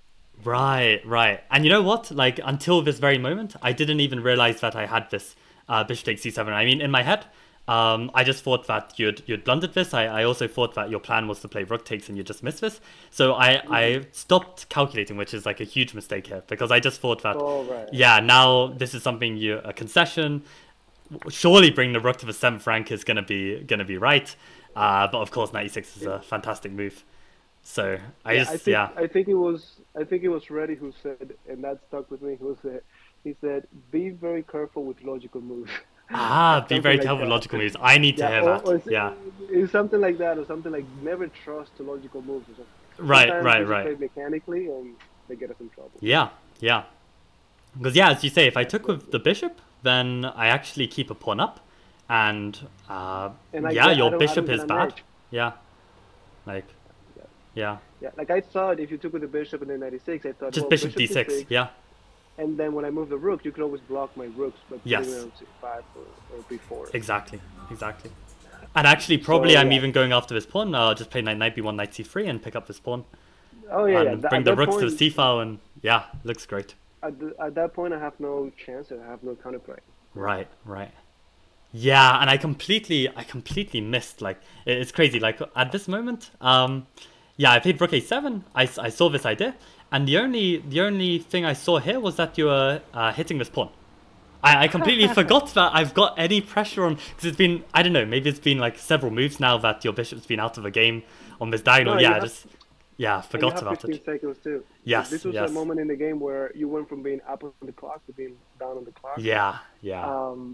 I also considered, I was like, should I play bishop d4, or should I go rook takes b2 first? Oh wow, and pick up the rook. Okay, yeah. Exactly. But I figured, no. I need that pressure. You need that pressure, exactly. Yeah. And in hindsight now, like, I definitely need to do something about this. Maybe I should play a move like b4 or something. Just and allow the and at least like my king is a bit safer. But in all honesty, I just completely missed that the pawn was hanging. So I took on a4, and I think it was either just after you played it or just before you played it. I was like, oh, b2 hangs, and now it's like, and I missed the rook can come in as well, and it's just, this is over. This is completely over. If you missed rook b2 and you have 11 seconds on the clock, that's it. Yeah, that's it, exactly. Nice game, but interesting. I think this one was chess justice, because the other one I felt like I was a little bit better at the end. Right. And then I made a blunder. Here you were definitely better if you had taken with the bishop, and then you made a blunder. Exactly. Yeah. Exactly. But that's chess for you, right? Good game. Really good game. That's why I always tell people, I don't know how some players get angry or whatever when chess is like this. Sometimes you win, and then the next time you lose, and that's how it goes. Exactly. And I used to get quite angry as a chess player. Maybe I still do on occasion, but I've kind of come to this realization that, these kind of techniques of winning one positions or stuff like this, like, it takes a lot of time to master. It's like, absolutely. It's not like you get the winning position and then it should just win itself or something. Like, no, you need to actually win it. And even when you think you mastered it, you still make some mistakes from time to time. Right. So. Yeah. Exactly. Yeah, cool. Okay, let's have a look at this final game then. So, we finally see this this stone... it wasn't a stone wall, right? It was like this classical Dutch in the end, more like. Yeah, exactly. Yeah, and one funny thing, actually, I was considering it. I didn't get the time in the end, but I was actually thinking that maybe with 1c3, I could even prepare like this your stonewall attack with the white pieces because I can do it, right? I don't see any drawback. 100%. Yeah. So 100%. maybe one day, like if I feel like I've played, I don't know, 100 games in the database of my C3 Venom, then I'll get your course and add some Stonewall attack. Like, There you go, yeah, man. And you transpose. You keep them guessing. yeah, exactly. And actually, the Dutch in general, especially the Stonewall, it's one of these openings I've had real trouble with understanding. Like Of sometimes I course. feel like it like I should be able to play a move and I'm better, and suddenly I switch on the engine, it says my move is a big mistake and I lose all the advantage and my opponent is better. It's like, yeah, it's a really tricky one for me. So yeah, definitely need to be It'll looking be into it. interesting. It'll be interesting to to consider it. Yeah, yeah.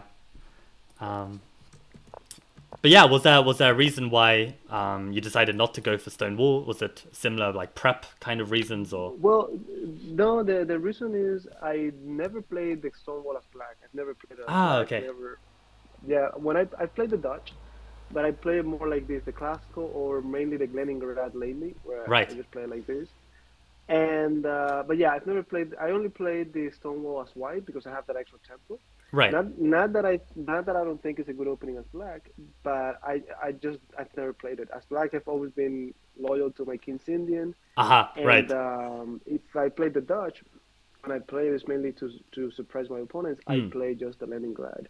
I see. Um, yeah, yeah, Yeah, I guess that's actually Leningrad is kind of similar to this whole park modern setup as well. correct. So That's yeah, exactly it. I just want to be in my element and right. have fun. But I actually think like yeah, this Stonewall attack. Okay, sure, it's with an extra tempo, but given that I've played something less ambitious with the white pieces, maybe like I guess it should work with the black pieces as well. No, Yeah, or yeah, of yeah, course it does. No, yeah, no, of course it does. Of course it does. yeah, yeah. Interesting, interesting. Um, So yeah, we get this setup, and what I've done for my course is that against all the Dutches, Leningrad, Classical, and Stonewall, we are starting with this setup of the pieces, and then Exactly. Very depending simple. on where Black will develop, we'll decide: are we going to play for H3 G4? Are we going to play for H4 H5? Um, are we gonna just not go for some attack like this and just play it positionally on the king side and just castle and yeah, chill out about it? So yeah, I've got some different ideas here, but this is the starting setup to make things easy for my people who get the course, and that's basically what I've been trying to advocate for as well. Like, I want to make this as simple as possible. Like, I feel like chess is hard enough as it is, and the middle games are really interesting, end games are really interesting. So let's just make sure we get a position where we can play, we understand, and yeah, for a line like the Dutch, where you're gonna see it one in like 50 games, 100 games, or something. Like, let's keep it as simple as possible. Like, yeah, Excellent. Excellent. Yeah, yeah. and at the end of the day, even if you memorize all of those crazy lines that people Hmm. prepare, you're gonna forget them because Right. the Dutch is not an opening you play much, anyways. Exactly, exactly. I used to be one of these players. I had a friend who would play Dutch, like classical Dutch, and I would like prep, like, so I was used to play this one knight f3, and I would transpose it into a d4 type position, and I'd go for the main lines against these classical Dutches, and I would get these +2, +3 positions and lose every single time. Like, it's Yeah, impossible to play against someone who really knows their stuff. Like, really tough. So, yeah, forget about that. Yeah, forget it. Exactly. Yeah. So, yeah, and actually, what one like I think point to make is just like how Simon Williams got to Grandmaster by playing this classical Dutch back when engines weren't so strong, and it's like yeah, he would get these like worse positions, and he didn't care because like you know he correct. could just outplay anyone from these positions. So that's all Exactly. all that really matters. Yeah. Exactly. Um, but yeah, basically my dream in this position was to try and play for G4. And I did do it, right? Yeah, I did play G4 this time. So okay, we get something Your going. dream came true. Yes, exactly. And I thought I was quite happy with my decision here to take on the knight first, because now if you take back with the pawn, then your bishop is slightly blunted. So this was my True, but thinking. to that point, even though my bishop is blocked, that pawn on e4 is it's gonna be a little bit uncomfortable for you. Like Aha, it gains a yeah, lot of space, and that's something to keep in mind. right, right. Yeah, that's true. That's true. How did you feel about if I played like a move like bishop e2 and just allow you to take on h3? Were you ever considering to grab this pawn or never? Yeah, I think I was gonna take it. Okay, really? Actually, Yeah. Uh-huh. I thought you were gonna play bishop c4. Right. I also considered this. Yeah, maybe to try and blunt your bishop even more. Like this did cross my Exactly. mind. Yeah. That's what I thought. And yeah, I was gonna definitely, I was considering to take it. I was like, well, I'll take it, you take mine, and then we'll see what happens. That was an Aha. option. Okay. Right. I could also go to e7. I could go to e5. But yeah, I think I was not against taking it. Of course, I would have to consider calculate it more if that Yeah. were the case. But no, you just went bishop f1, which Yeah. made sense. Then Yeah. I really wanted to make this work, but of course you have bishop g3. Right. Yeah. Um, I also didn't like that you had the option to play g5. Like I was thinking, oh, develop the knight, but then g5 was going to be very hard. True. And maybe if I can trade off the queens, then again we get this bishop pair position where you don't really have like. Well, Yeah. even if I don't think you wanted to trade queens. The thing is, Okay. with g5, my queen is trapped. I don't see my queen getting out of there. Right. See, I'm just using it as a way to trade queens and play queen g4 and just get those queens off and just slow No, grind it. maybe But that's the way. Maybe yeah. that's the way to go. But what I was thinking was g5. I don't know what's going to happen next, but I don't like my queen Yeah. so limited. So that's why I just said, you know what? Let me just go back. Right. Go Yeah, back makes sense. and retake. Yeah. Yeah. So that was the thought process. And then when you play queen c2, I spent some time here because I was so annoyed about this move coming in. Aha. Yeah. And Yeah. This was and on my mind too. Yeah. correct. And the thing is, naturally I want to go knight d7, but if you go bishop g2, I cannot even play d5 because then this falls. Aha. So I Right. spent some time deciding, oh, should I go knight c6 instead? Should I go knight a6? And I was not happy about any of the moves. And then finally I said, you know what? Let me just go c5. That Yeah. way, I don't have to worry about that pawn ever again. True. And at the end of the day, your king in the center, I need to open up the position, get to the king. And if you go to Exactly. the queen side, like you did, I'm ready to open up. Yeah, oh man, I was so annoyed for missing this tactic. Like, yeah, I thought I was just busted after CD4. Like, I thought, okay, it's the logical move to start with castle's queenside. But also in my head, I was thinking like, okay, do I want to relieve some pressure from this bishop and just get the bishop on g3? Maybe I can then push for h4. And yeah, but after this c takes d4, I really thought I blundered, right? Because I don't have this because of this. And I lose my bishop this way. Well, you're not gonna believe it, but I did not realize that the bishop would be hanging after e takes. No way. No way. I took him before because I thought it was logical. Like if I don't, you're gonna take me, and then you have all of this pressure. Aha. I also thought, like in my mind, I'm thinking c takes e4. You cannot take with this because of rook c8. Yeah. You cannot take with the rook because of e5. Yeah. And I thought you cannot. If you take with e takes e4, I still get a semi-open file. But it didn't even cross my mind that I could take Right. You know, yeah. So I had the same thought as well, actually, that e takes is something I don't want to do. And then I realized, yeah, it's even worse than just not something I don't want to do. And yeah, then like miraculously, like well, maybe not miraculously, right? Because ultimately you do have like some development problems, and therefore, you know, there's a chance that I have some kind of way to, get out of something. That's a point. That's a point. I was thinking that before when I played bishop h4, all the way Yeah. here, I was thinking I don't like this because I'm behind in development. I don't like to start to attack if I'm not fully developed. Right. Because then yes. you might be like, oh, I need more pieces to attack, and you're behind, right? Exactly. So exactly. When this happened, I'm thinking, you know what? This is gonna get me in trouble. The fact that I'm not fully developed. Yeah. But the last thing, when you were spending a lot of time here, I was thinking, why in the world is he thinking so much? Because again, Yeah.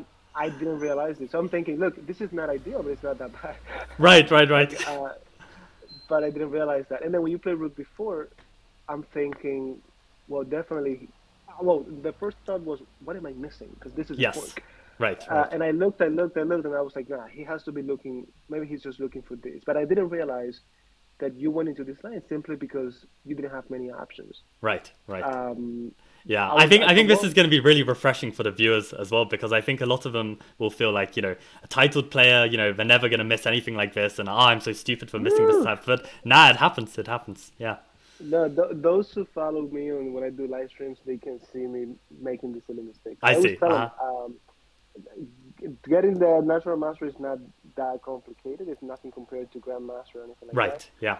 And as long as you follow the principles that we know, like the simple principles, you have a decent understanding of tactics, pattern recognition, that's it. And of course, once you get to a certain level, you have to feel comfortable with your openings. Like for me, it's been this hyper-modern setup against the world. I play that against anyone, and then I just play chess and keep it simple. Yeah, I really rate that, and yeah, this is inspirational for me as well, because I've also come a long way with my chess, where I've had times where I've been trying to play like super ambitiously and objectively, and playing positions that I simply aren't very good at playing. And I ended up getting a lot of losses and feeling like, yeah, really bad about my chess. But more recently, I've been choosing positions that suit my style. And now I'm like, yeah, I've had some really nice results recently. And I'm finally putting my classical chess to the test. Like I'm playing the Prague Open next week and Dortmund Open. And it's been many months since I've played some like serious FIDE classical. So yeah, that's going to be great.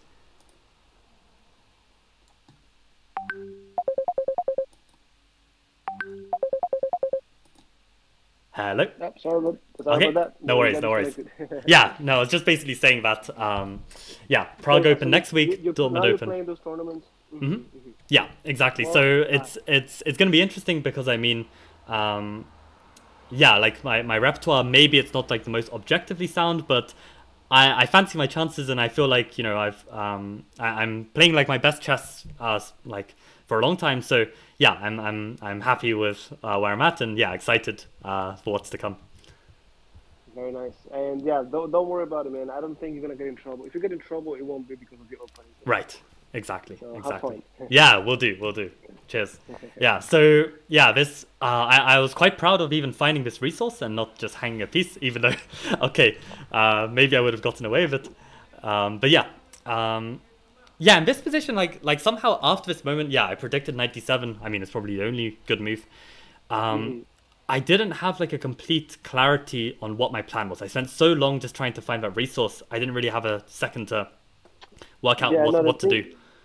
The thing is that, like the way I was seeing it is, there's no reason for me to be afraid because I have enough defenders compared to your attackers. It's not like you have anything. Like, it'd only be a problem if these pawns were not here or if they were really advanced. Right. But that was not the case. So in my mind, I'm like, yeah, this has to be an easy win because, I mean, not to sound arrogant or anything like that, but it has to be an easy win because you just don't have any pressure on me. I just need to improve my knight and then get to you. And your king is pretty easy to get to as well. That's so interesting because in the game, like I thought that when you were opening the position, I was like, actually, no, this should be good for me. Like I've got the bishop pair. Like this is opening files for me. But of course, okay, you know, your rooks enjoy those open positions too. And yeah, my king, I think, was the biggest problem there. So. Oh, yeah. And actually, at some point here, like, yeah, check makes sense. You improve the bishop. But then sooner or later, you have to solve this problem. Right. And you solved it.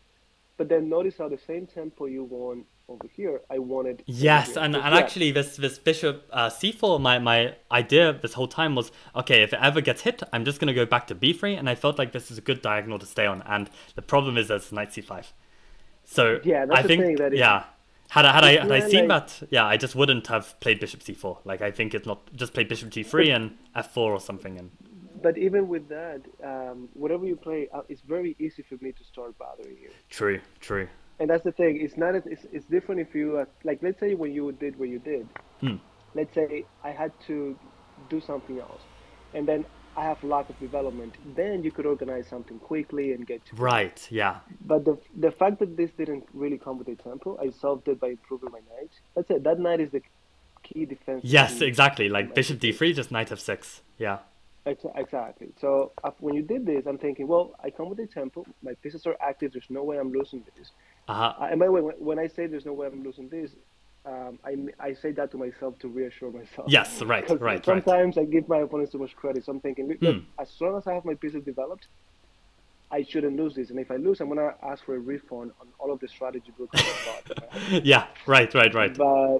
But no, that's it. Knight f6. You went back. Now I'm thinking after Yeah, d5, d4 is coming, and you see it's the same thing as in the second game. As long as you're responding to my moves, you don't true. have time to attack me. So Yes, yes. that gives me peace of mind. Yeah. And then d4, at this point, I'm like, maybe I'm pushing it too much. I shouldn't have sacrificed the pawn. But here, But I'm now realizing, why didn't I play e4? Oh no, e4 still loses a pawn. I'm thinking of like, actually, is there a way I can somehow consolidate this? Like maybe take with the c pawn, but this still drops a pawn, right? So it drops, yeah. and you drop it by trading queens. Right. And then here, I didn't do it like I was thinking. I'm not gonna do it because, but any great player, aggressive player, who have done rook d8. And this is the way to go, because then my rooks are at max capacity, and you have to be done here. You have to be losing this game in the next 5 to 10 moves. For me, I'm so capable of messing it up that I said, you know what? Let me just simplify the game. I don't want to give him any edge. Here, I'm telling you, go ahead. You know you have to do it. Right. And then that's it. Once you did this move, I know you're already uncomfortable. Yeah. But I'm thinking, there's no way you're gonna checkmate me with these two pieces. So I'm at ease. Right. True. Yeah. And yeah, actually, it's just completely over for me. Like this rook d2, I've got too many threats, like the d1 square, the doubling on the second rank. Yeah. But it all came down to that mushroom blunder that we both missed the bishop hanging. Yes. Right. Yeah. So castle's queenside, just tactically flawed. But I wonder if I could somehow have played this better. I mean, like I really didn't see this plan coming. So maybe at this moment, okay, let's say I spend a move to do this, and we play the same move, like but just a tempo slower. Do I have the time to consolidate this, or is this always gonna be going down? I might be wrong, and you let me know when you look at it with the engine. Yeah, right. I'm confident you got nothing, and it comes down to the fact that I have more defenders than you have attackers. Like objectively, you only have the queen attacking right now. Right. But could I not coordinate the bishops in some way? Like maybe if I try f4, can I try and like open up this side of a board and play with my bishops? Well, let me tell you what I tell my students all the time. Before you get scared, ask yourself, if I give my opponent 3 to 5 moves back to back, they checkmate me. Yeah. Like if I'm looking at this position, I'm thinking, even if I give you 5 moves, I know you have this simple, right? Yes. But that's easy to stop. But can you really get to me in 3 5 moves? How much progress can you make? Even if you do f4 and then you take again, like it's not that dangerous to me. Like even if you play f4, right. I'm thinking, okay, my friend, what are you gonna do when I go knight to c5? And then this check, I'm happy to hide the king. That's what I wanted. Yeah. If you do check with the queen, I'm happy to offer the trade of queens. And if you don't, I take. You see, it's just that in order for you to have your pieces in optimal positions to attack, you need at least 3 to 5 moves. Right. To coordinate these pieces. Yeah, and actually maybe opening up the position is too ambitious, and maybe I just need to be thinking of more of like a fortress kind of position, because I'm looking at these ideas where maybe if we get something like this, where I can somehow just like put these pawns on light squares, use the bishop to control the dark squares, support this bishop, and just try and like hold it. Maybe that's going to be the way to go. But yeah, that's more promising. Yeah, but checkmating my king is not right. Yeah. But no, man, great games indeed. Great games. Yeah, awesome. Yeah, thank you so much for playing. Like, it was just a really, like, a random long shot. I was like, oh, okay, Robert Ramirez follows me. I didn't even know. Let's just drop him a message and see if he wants to play. And yeah, it's really awesome that you're just down for a game. Yeah. Happy to help. Anything I could do to help, just let me know. Sure. I don't know if you want me to... Well, are you going to post this on your channel? I will, but I'll edit it. So anything we talk about now, I can cut out from the video. But yeah, I plan on like uploading. I was gonna say just let me know and I can post it and upload it. I don't know if you want me to post any like the video as well. I don't know, whatever you want me to do, I could do it. Okay, yeah, I'll have a think and let you know. Anything is great, and yeah, this is awesome. Yeah, really appreciate it. All right, you got it. Then be safe. Good luck in your upcoming tournaments. Thank you. Talk to you soon. Cheers. Awesome. Okay, see you, Robert. Bye. You got it. Bye. Hey guys, it's Michael again from Chess Lifestyle, and I actually have a chess lesson to teach coming up, and I need to do some prep for it. But I really want to just find out what the engine was thinking throughout these games. So let's have a very quick look. So this was the game where we get this very kind of quiet position. Engine is quite happy, which is why I thought it was a no-brainer to recommend this. But realistically, it's actually quite difficult to get right. And all I was really doing at the start of the game was basically just trying to develop my pieces in a reasonable way. And yeah, I seem to achieve this. And G3 I was very proud of in the game for finding this idea, as discussed. Interesting how Rook B1 is preferred. But yeah, this is gonna need to I'm gonna need to spend some serious time to dissect this Rook B1 Bishop F1. I mean these kind of ideas and the play that results from it will take another hour. But let's just stay for the good stuff.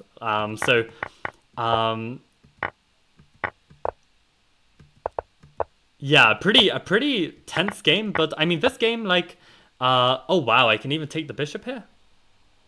What's the logic behind that? We're actually going for the attack. That's crazy. So if knight takes, we give up our bishop pair, but so knight g5 was in the case of pawn takes, and on knight takes we're trying to get an attack this way. Okay, this is a very precise attack. It makes sense that I might have something here, right? Black's kingside is temporarily weak, but yeah, we've got to be really confident to go for that and give up your bishop pair for that advantage. And this is where we spoke about the rooks being traded, but okay, it was a blitz game, so it's tough to find these moves. And yeah, here I keep the bishop pair, but yeah, this was a decision that I was wondering if he had something better. And yeah, it apparently prefers knight d7 with bishop c5, trying to go after this bishop pair again. And yeah, in a situation where I don't have the bishop pair, then the two knights against knight and bishop, I think, will handle the position better, and being a pawn up as well, this is a more secure advantage, right? So, yeah, this was all fine, and yeah, it makes sense that black is slightly better, but he is against the bishop pair, and then this gave me this opportunity. And actually, at this moment, I was wondering, I didn't mention it after the game, but I was wondering, why knight e3 wasn't an option still. I mean, yeah, I still keep a piece up, but it's much less clear. In this position, these pawns are dropping, right? So I need to reckon with this, and that's actually where Alekhine's rule comes in. Where if you make a blunder, Alekhine recommends is that you must make the very best move in the position. You can't make a second best move, otherwise you're probably lost. And very often a blunder, it's not as bad as you think if you take the time to really calm your nerves and find the right move. So unfortunately for Ramirez, he gives it up, and actually, yeah, I've got this queen takes f7, which incredibly, again, I didn't mention this in the analysis, but I actually didn't see this queen f7 when he resigned. Only after he resigned was I oh, okay, I can just take on f7 and I've got checkmate. So that's really funny. But yeah, really nice game. Just really interesting. And this blunder, okay, you might say, oh, this blunder came out of nothing, which is somewhat true, but on the other hand, it is just difficult to play against the bishops in an open position, no matter what the engine is saying. So yeah, really interesting position. This game, this was the d6 game where he plays this really testing knight h6 line, which I find really tough to play against from the London system side. And yeah, he's playing this really well.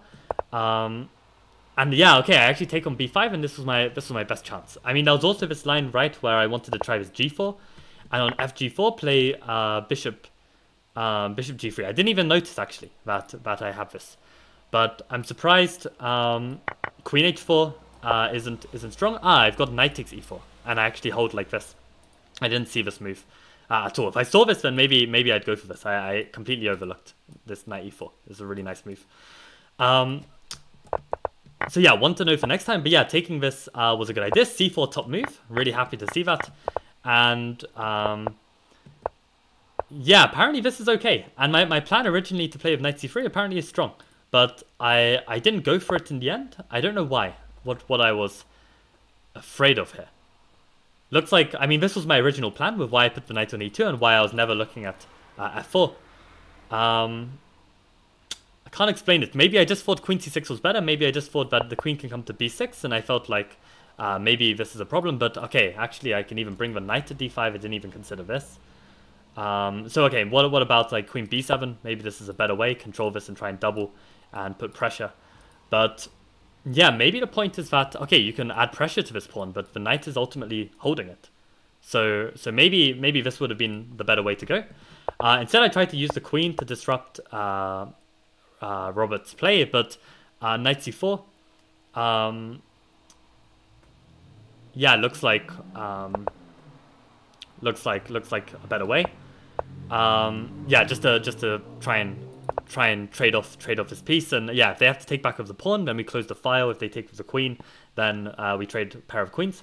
So yeah, this makes a lot of sense, and yeah, apparently I'm still fine here. It's really interesting, and now I go for this plan, and I'm probably gonna get this really nice position coming up, right? Queen c7, and this is where I just need to take with the bishop. And I'm just better. I'm just completely better, and I completely missed this knight e6 resource, and just how it completely rips open my position. I don't know what was going through my head. I'll have to rewatch the video and see what my thought process was like here. Probably I just took in an instant, right? Yeah, I took with like 1 second, but and I think actually Laska's. I'll make a note of this. Laska point. Be careful with logical moves.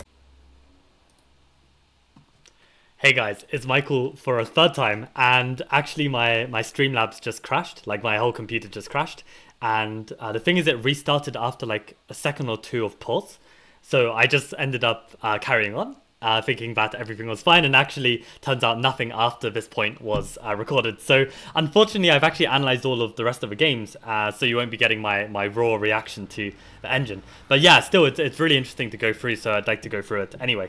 And yeah, this was where Ramirez basically made this really nice point, and this quote from Laska, which, okay, maybe it's not a perfect quote, but it doesn't matter. There's be careful with logical moves, right? Because I think I just took this rook takes c7 in an instant, and I didn't, you know, bother to consider if like actually this could be a mistake, and knight e6 is just, you know, completely messing up my position. But what's even more interesting to me is the fact that just like in the first game, if you remember that Ramirez failed to apply Alekhine's advice when he made the blunder, right? Like he made these 2 mistakes in a row. And here again for me, after knight e6, I needed to appreciate that actually if I move my rook and I allow this, I'm completely lost.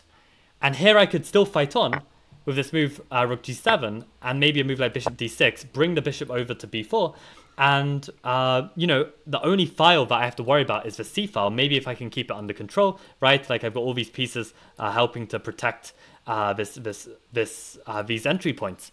Maybe I can hold this. Like, okay, engine gives it like plus 1.5 or something for black, but yeah, this is yeah, definitely still playable. So I should have also had this kind of moment of, okay, what am I going to do here? And okay, to be fair, I did, right? To be fair, I did, but I wonder how much of this was clear thought. Like, I think most of it was kind of like very panicked thought and being like, oh my god, knight e6, knight e6, right?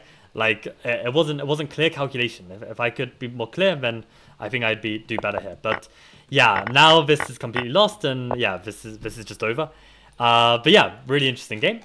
And then this third game, we got this classical Dutch, and actually, yeah, I wanted to make the note that actually in this position, this is actually in my prep, and queen c2 is in my course.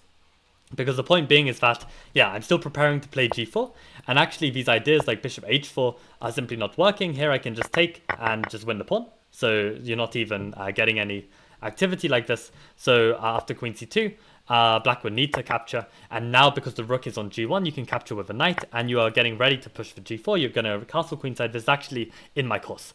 But I hadn't looked over my lines because I wasn't expecting a classical Dutch. Maybe if I had, then I would have caught him on this. But yeah, good to know for next time. And yeah, this was actually inaccurate because apparently they can take on d3 and basically secure the pawn with bishop a6, which I hadn't considered. But yeah, basically... yeah, this moment was really interesting, and it's really cool that I found like the only move to survive this rook takes d4. And yeah, because he's a little underdeveloped, I actually can get away with this. And yeah, this moment, this was really interesting, right? Because if you had watched to the end of the stream, you would have seen that Ramirez said how like he felt that this position has to be better for black. and he needs to ask for a refund of his strategy books if it's not. And yeah, it turns out actually concretely I do have something here. I can play bishop d3, and the point being is on knight f6 I've got this amazing move bishop g5, where if he takes my queen I take theirs, and even though they take my pawn hitting my bishop, I can move out the way of check, which is why it's good to keep these kind of checks in reserve, not to waste them immediately like I did in the game. And yeah, in this position I can take the rook, and the position is equal.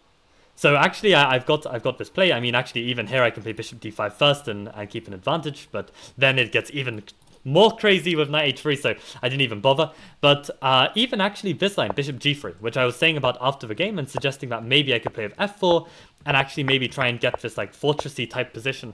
Engine really likes this. So definitely I think like the bishop pair against knight and rook, I mean, this is from my experience that like bishop pair is even able to challenge the knight and rook. But yeah, once actually Ramirez kind of got into full flow of like kind of pressing, and my bishops didn't really get anything going, then I had a problem. And this was actually what ended up happening. And oh, one more point which I forgot to mention was actually this moment around here. Yeah, when I played bishop c4 and I got hit by this piece, by this rook, I didn't go bishop b3 because of knight c5. And I didn't go bishop d3 because I was scared of knight c5, like winning my bishop pair. But of course, on bishop d3, I've just got checkmate, right? So these kind of tactical spots, I think like in a blitz game, I don't really have enough time to like consider everything, like what my opponent is threatening, what positioning makes sense, and what my tactical ideas are. So I completely overlooked this bishop d3 move. Because if bishop d3, yeah, they can't play knight c5, and if they play g6, I can actually get out with bishop c2. And here my bishop is much more useful than on e2. And if I'd seen that I can actually play bishop d3, then I would have played it, but I just missed it. And yeah, now my pieces are just too awkward. He gets this going, and this was another really big point. Again, where basically I had the opportunity here to play bishop d3, which I'd actually seen in the game, but I think I was just having some like, you know, trauma from the first game where I was just afraid of like getting this isolated pawn, and I ended up not going for this. But actually this is completely fine, and again the engine is actually filling my position, because even though like black can, let's say, get like an outpost here, I've got great squares for my bishops, right? I can put them on really strong squares. I've still got my rook. I'm still gonna push. This is still anyone's game. And the engine even prefers me. So this is really interesting that this bishop d3 exists. And yeah, instead we get this trade. But incredibly, actually, this position isn't even over. And if I could sense that my king is the biggest weakness in this position, and if I allow this position to continue, I'm simply going to lose. I need to play a dynamic move that improves my king's safety, gives up material, and this would actually, you know, solve a lot of my problems. This would be okay. But instead, I tried to keep the material, did not solve the problem of my king's safety, and of course I got completely smashed at this moment. So yeah, really interesting to see how Dorfman plays a part in like multiple of these instances. And yeah, like honestly, chess aside, like what a fantastic guy Robert, you know, share his wisdom on the game, and yeah, even just, you know, take my challenge to play him, just like some random guy just tweet messages on Twitter out of the blue.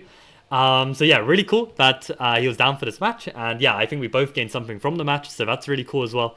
And yeah, I hope you guys enjoyed the analysis and the games, and yeah, up the 1c3 Venom. So yeah, really cool idea. Maybe comment below if you think there's anyone else I should challenge next. Although I'm probably not going to have the time coming up, because as I said in the stream itself, yeah, I'm playing Prague Open and Dortmund Open very soon. And yeah, I haven't even packed or done anything about it, but yeah, in a way I feel like this is good, right? Like, not overthink the tournaments, just go there, play some chess, enjoy myself, and yeah, it will be fun. So fingers crossed that all goes well. Thank you everyone for watching, and everyone who supports the streams via Patreon or YouTube membership. Really appreciate that support. And yeah, hope you guys enjoyed, and see you tomorrow for another stream. Okay, adios.